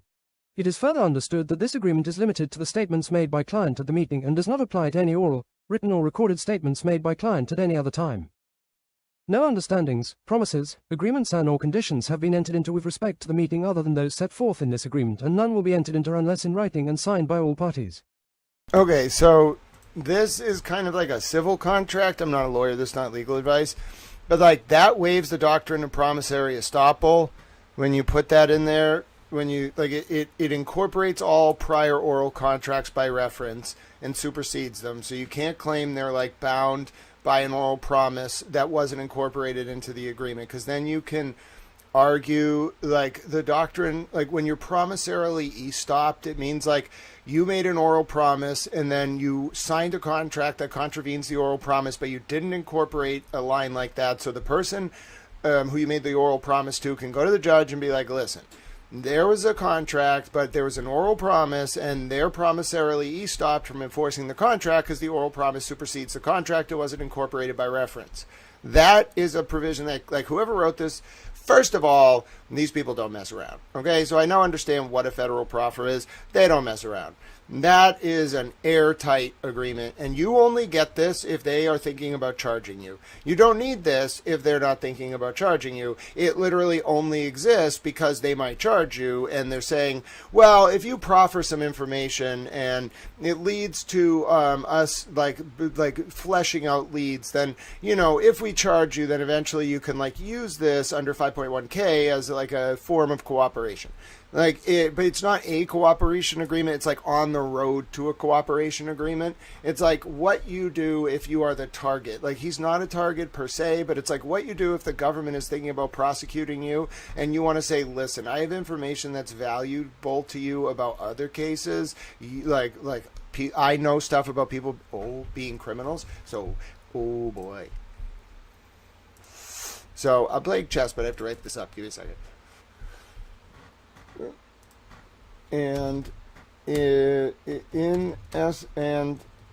this type of agreement is only sought and offered to people who have information of value about criminal offenses committed by others. here is a primary source. Here is a secondary source. It's not a primary source. Secondary source about federal proffers that also includes an example of such a document from the SDNY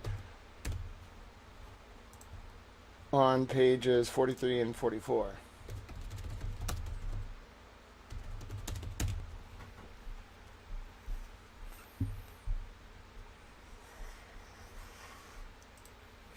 And then I have to get this.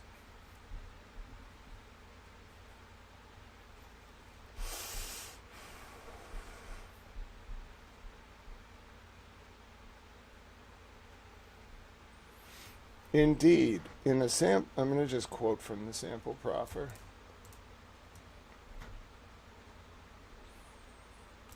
Indeed, one such sample proffer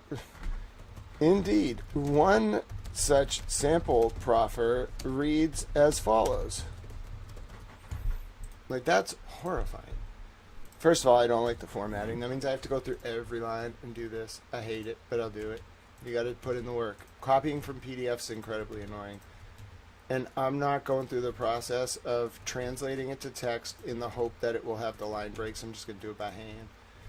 And what I mean by hand is you have to go through each line and delete the line break and then keep the paragraph consistency.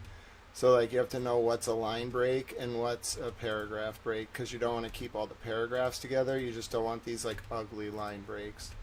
And this happens a lot, surprisingly, when you're going through PDF documents in the courts.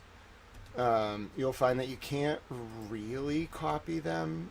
Like, that wasn't a court document, but it's the similar concept. You can't really copy them.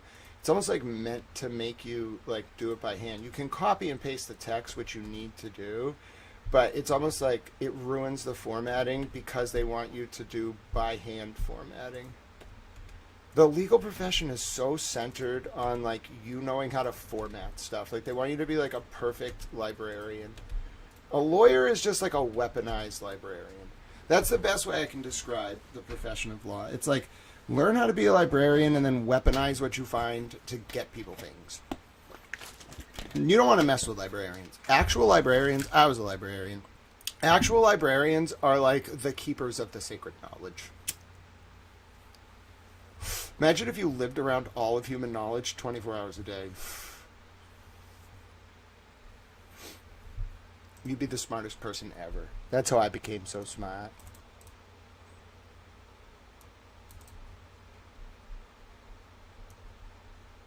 People are like, what? You just sat in a library? Yep. I lived in a library. If you just lived there, you'd be the smartest person ever. Anyway, I got to write this up, and I had to do extensive secondary source research to understand what a federal proffer is and how bad this is for Brian Higgins. Bro, first of all, David Dunetti's a boss, and Alan Jackson's a boss. Yeah, you want to talk about leaking a turtle boy? Listen, K. Peter, eat your fucking heart out. They didn't leak shit, motherfucker. No pun intended. I mean, no offense intended. I'm being Boston. I'm speaking colloquially. It's just incredible. It's incredible what they have pulled off. I cannot believe they knew about this the whole time. I gotta move that thing praising David up top. You know what I'm saying?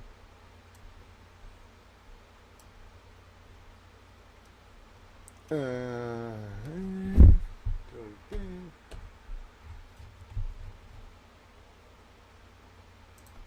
and then put this there.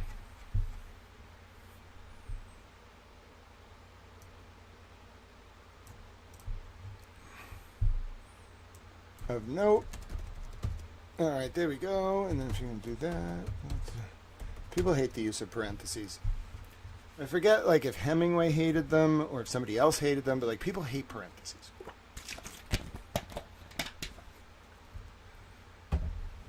I think I should redo the video. Alright? I think I should redo the video because I now understand more about what a proffer is. Okay? I think that's the best way to do it.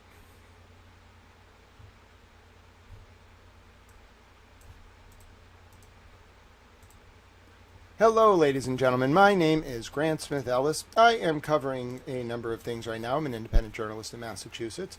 I'm covering the Epstein files, but I'm also covering the second tranche of John O'Keefe and Karen Reed trial sidebars. We're on May 24th, 2024, where undercover agent Brian Higgins, who was in the home at 34 Fairview Road, where Boston police officer John O'Keefe was found dead outside on the lawn.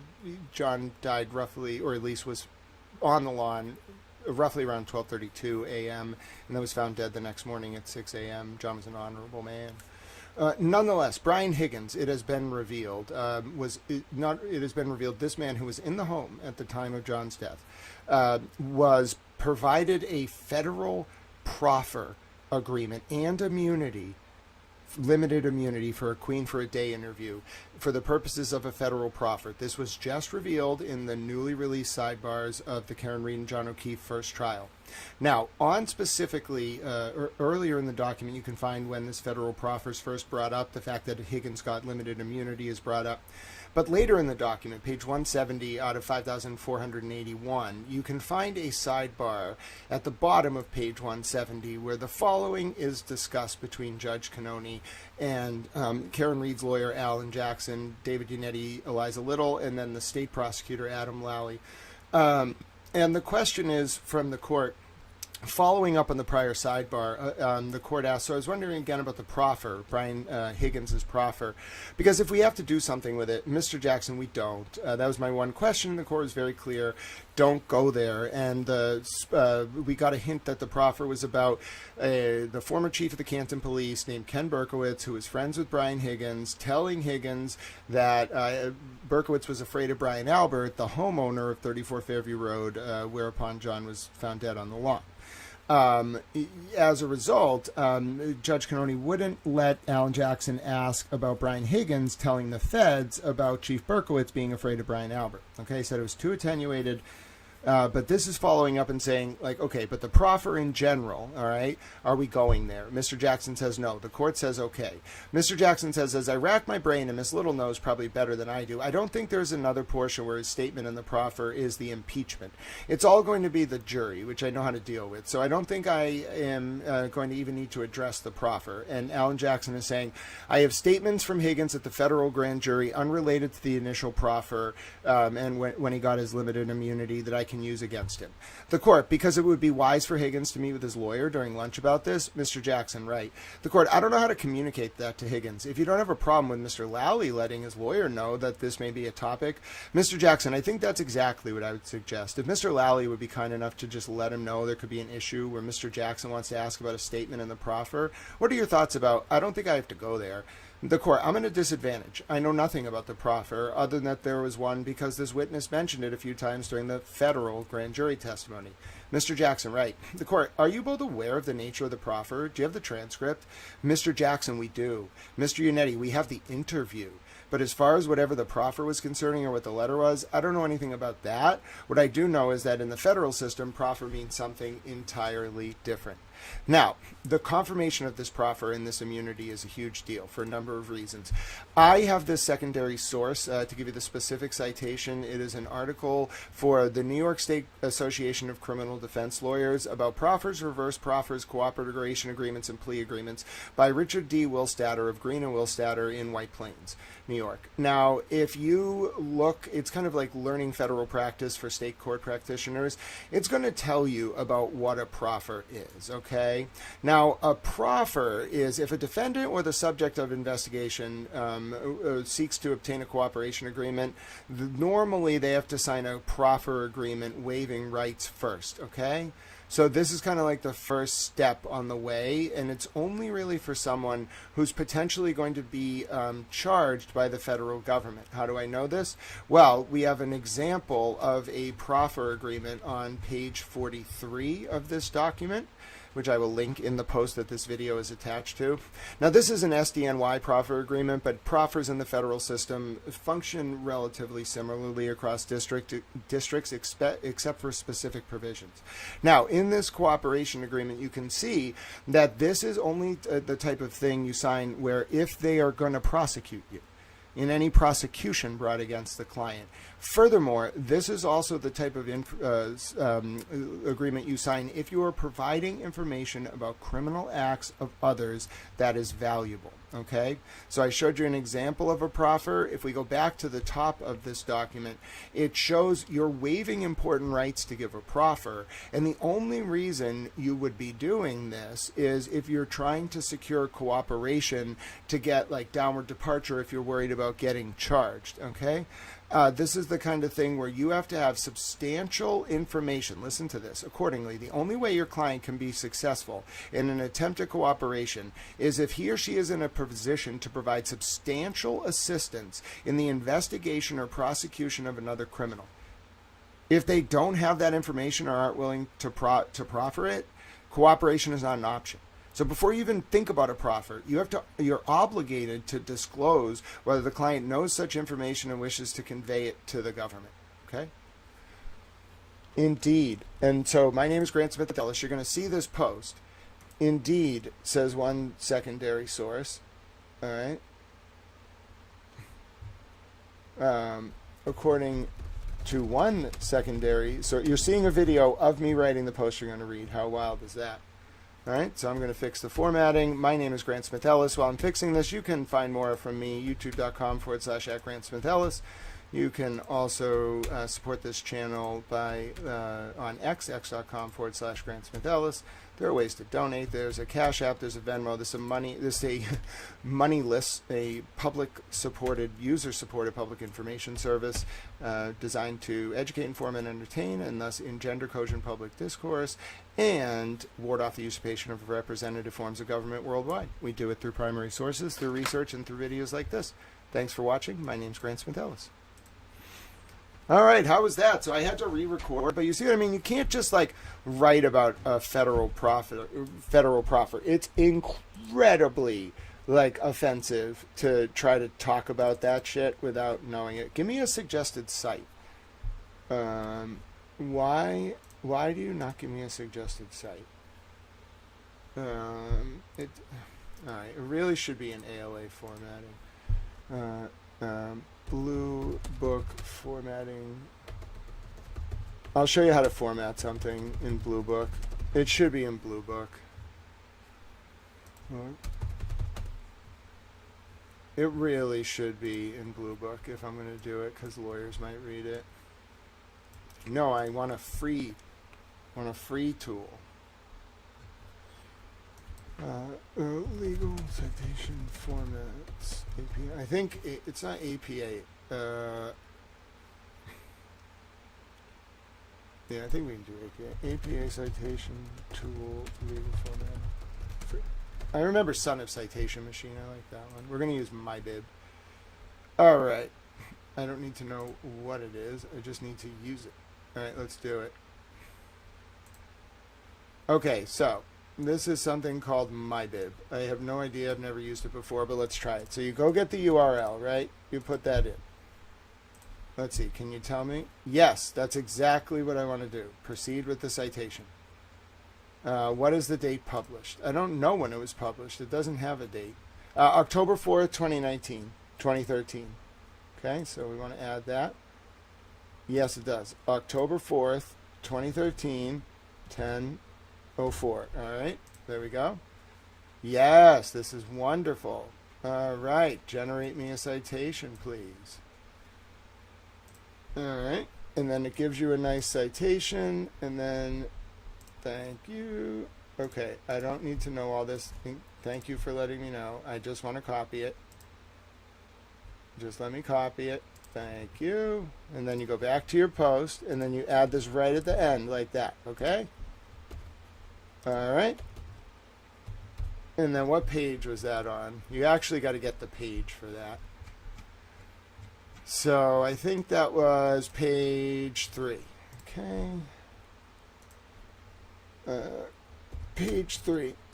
All right, so there you go. That's how you do a cite. Like if you're going to copy something, cite it this way. Like at least do the cite correctly so people know how to find what you are talking about. Like same thing here. Like after the block quote, it's pages 43 and 44, right? For the sample proffer. Like, drop it in there as a cite. Like, make it easy. If someone like me wants to use your, like, citation, make it easy for me. Like that, okay? That's the perfect way to do it. And then I already linked the secondary source, right? So you want to link the secondary source mentioned earlier, mentioned above. Here is a link to the secondary. All right, there we go. Very good. All right, it's ready. How was that, folks? You learned about being the towel. And that's what it's kind of like. Like, you just have to, you have to be willing before you report on something to at least learn about it.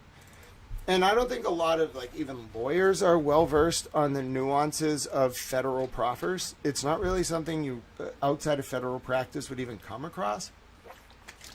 Still a testament to David Yanetti's and Alan Jackson and Eliza Little's integrity as lawyers, though. That's impressive. All right. I'm kind of getting annoyed with this here. What am I going to do?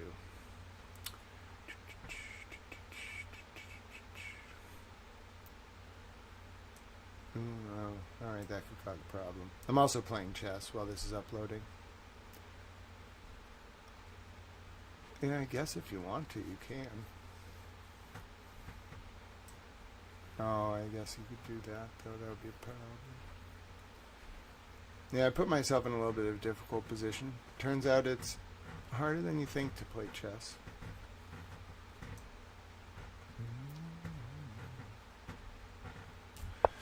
While also doing multiple things. Anyway, we're waiting for this video to upload. We'll go back to sidebars, but it feels like that Higgins sidebar about the immunity and proffer was a big chunk. You're not going to see as much wild stuff come out in other witnesses. Like, I'm kind of glad we got it out of the way, but that was probably one of the more intense sidebars, because the only reason a sidebar would be explosive, unless people are complaining about each other, is if it's about, like, something that's secret and cannot be in open court, and that's what we just got right off the bat. Like, literally so explosive it changes the whole dynamic of the case.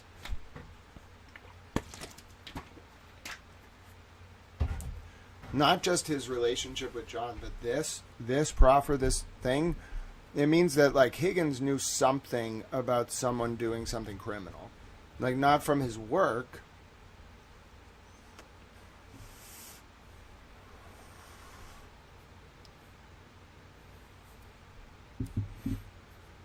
Like, you literally have to know something about a criminal act. There's no reason for you ever to get a proffer without that. There really isn't.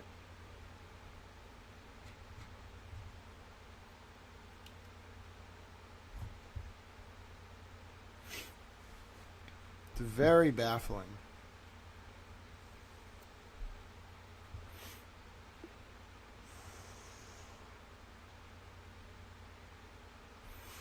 It's just so baffling.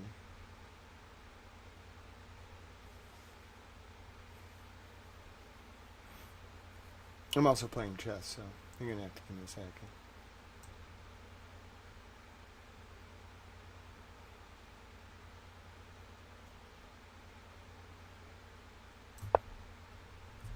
All right, it's ready. Let's go.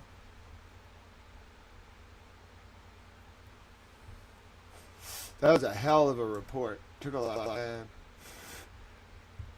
I posted on PBD yesterday about Goldman Sachs, and I put Grant Smith Ellis at least 50 times. Thank you so much. Also, yeah, Patti LaBelle, I do think something's going on here. I'm baffled by it all, but I think something is going on here.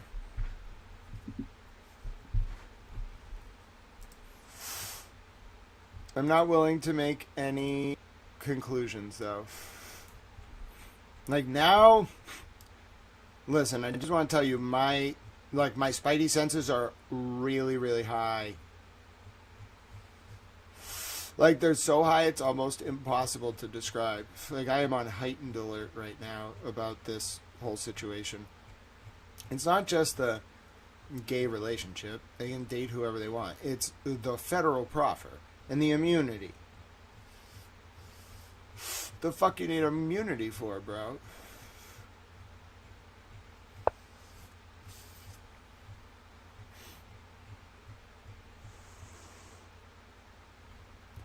I mean, seriously, what do you need immunity for?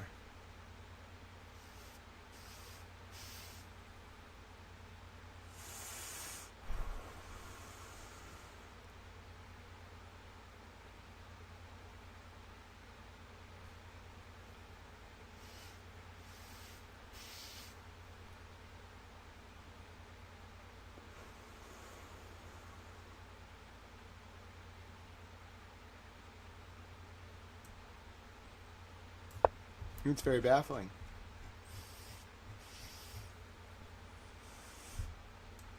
Right. Everyone's scared of Brian Higgins, who now runs a PI firm.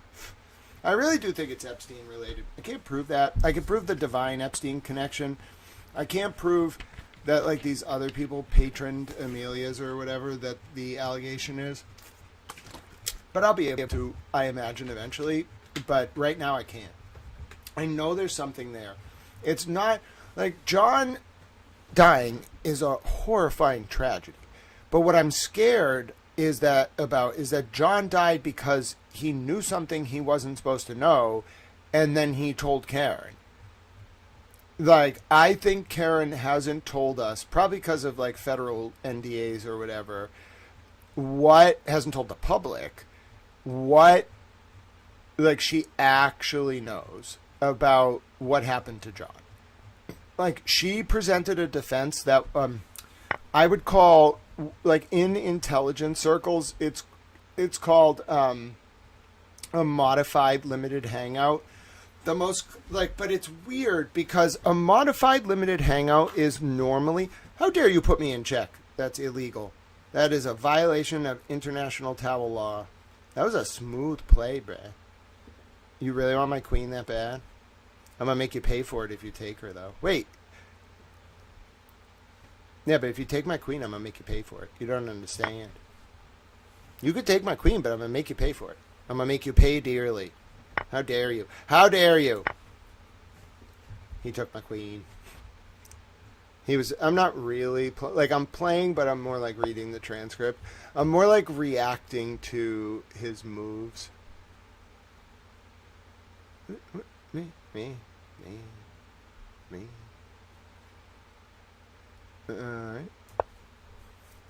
Alright, we're mostly looking for sidebars.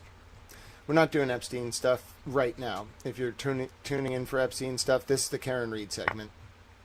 How dare you? How dare you? How dare you? Must guard against the acquisition of unwarranted power. Why can't I move there? Where does he have me in check there? He doesn't. Oh, smooth. Okay, what are you going to do now? Oh, you might... No, you can't get me. International towel law. International towel law. Sidebar. So this is still... Oh, how dare you. You checkmated me? Oh, that was G. Wait a minute. Why does it think I'm not checkmated? It doesn't say it's over. So you must have put yourself in a position where I can take you, right? Why does it think it's not over? Oh. Haha. Oh! I demand we play again. He got me. He got me, ladies and gentlemen, because I wasn't paying attention. He's good, though, isn't he? All right, sidebar. By the way, my dear friend, you are at an extreme advantage because of my attention being pulled both ways, but I like this. Let's go. Got to roll up another cigar. This is fun. I'm a little bit pleased, and you might say, Grant, it's not fun to read transcripts of a trial that you've been studying for 3 years. It really is. Compared to the Epstein stuff, I needed a day off. I'm happy to help you all by doing this, but I seriously needed a day off.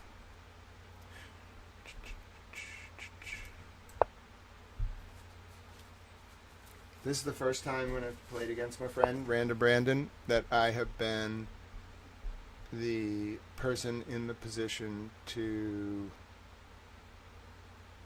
go first. Oh, that was smooth, huh? I mean, go second. All right. So this is still Higgins, I believe.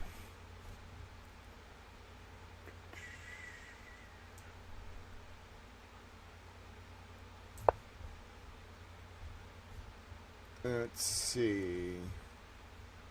Yep, this is still Higgins. We have a Sallyport sidebar, ladies and gentlemen.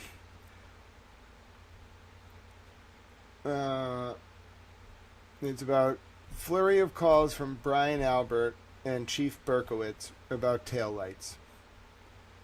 All right. And then we get, are they telling you that the taillight pieces had been found? Let's see. So you got a call from Berkowitz, and you got a call from Albert. Brian Albert called at 6:12. Chief Berkowitz, yeah. May I approach? Are they telling you the taillight pieces had been found? Objection. Your Honor, may we approach? Okay, so why don't you go ahead and state your objection on the record, Mr. Lally? Mr. Lally, number one, hearsay. Number two, he's asking about content of phone calls that he has already testified he doesn't remember having. What do you say, Mr. Jackson? So it's not. He's saying it's not hearsay because it's not offered for the truth of the matter asserted, but for the effect on the listener, as well as the state of mind of both declarants. Chief Berkowitz and Brian Albert both insisted on informing this witness completely and inappropriately about conduct that was being done at the crime scene at the time, and he was being informed and updated constantly. He is a witness. He is not a law enforcement officer. In that capacity, it's completely inappropriate that those lead the biased investigation, literally infusing or inviting witnesses into the inner workings of an investigation. The objection is sustained. He denied all that and said he didn't remember having these conversations. Okay, so sustained. Oh, Judge Cannoni, that's not really fair. It's not really fair. Yeah, a lot of trauma from the Epstein files. It feels... my body is telling me taking the day off is a good thing. We might not actually do Epstein files. We'll see how I'm feeling. Judge Cannoni was incredibly unfair there. Wow.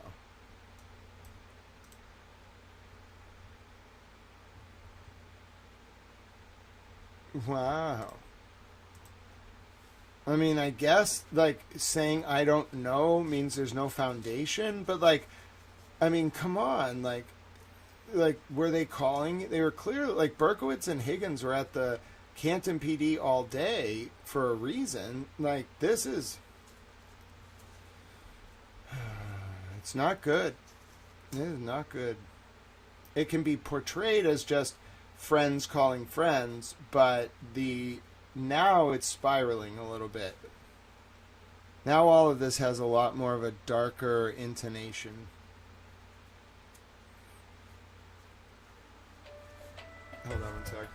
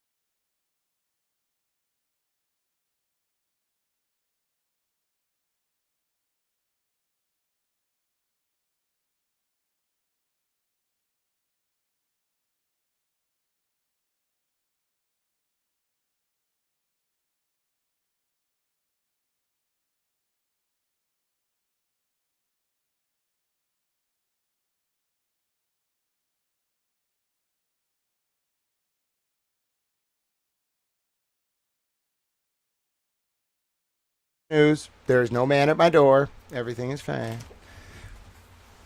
All right. No, but I don't know. I think that was like a sign, like for me to take it easy. You know, nice call from Towel Nana. It's just a reminder that like sometimes we get really, really into this stuff and we forget, to take time for ourselves. All right. Big news of the day. Brian Higgins signing a proffer and getting immunity. There are other proffers out there. I'll be back a little bit later today, maybe to do more of this, but I don't know. My body's telling me I just need to play some video games, call Towel Nana. I need to focus, keep my energy high, and we made some good progress. We only got 276 pages in. We will pick this up, watch for the notification. So I won't say goodbye quite yet, because we'll come back later. But thank you all so much, and you can find more. You will find another notification for part 12 of this series. It's going to go on for a while, very soon. We might do some more Epstein. We might play some more chess. I might continue to be a towel. My name's Grant Smith Ellis. We'll talk again later today, Saturday, February 14th, 2026. Until then, be well. Towel loves you. Do an act of service or kindness, and help the vulnerable. I'm a Towel. Goodbye. Towel friends on YouTube, you'll get a notification in a couple hours that I'm back. I'm going to eat some dinner, recharge. We'll come back and keep doing this. I need a little bit of time off Epstein. This was good. I still shouldn't take time off by doing other work, but I'm grateful for your support, for all your camaraderie, for all the time you spent here, and I'll see you a little bit later today. God bless. My name's Grant Smith Ellis, and Towel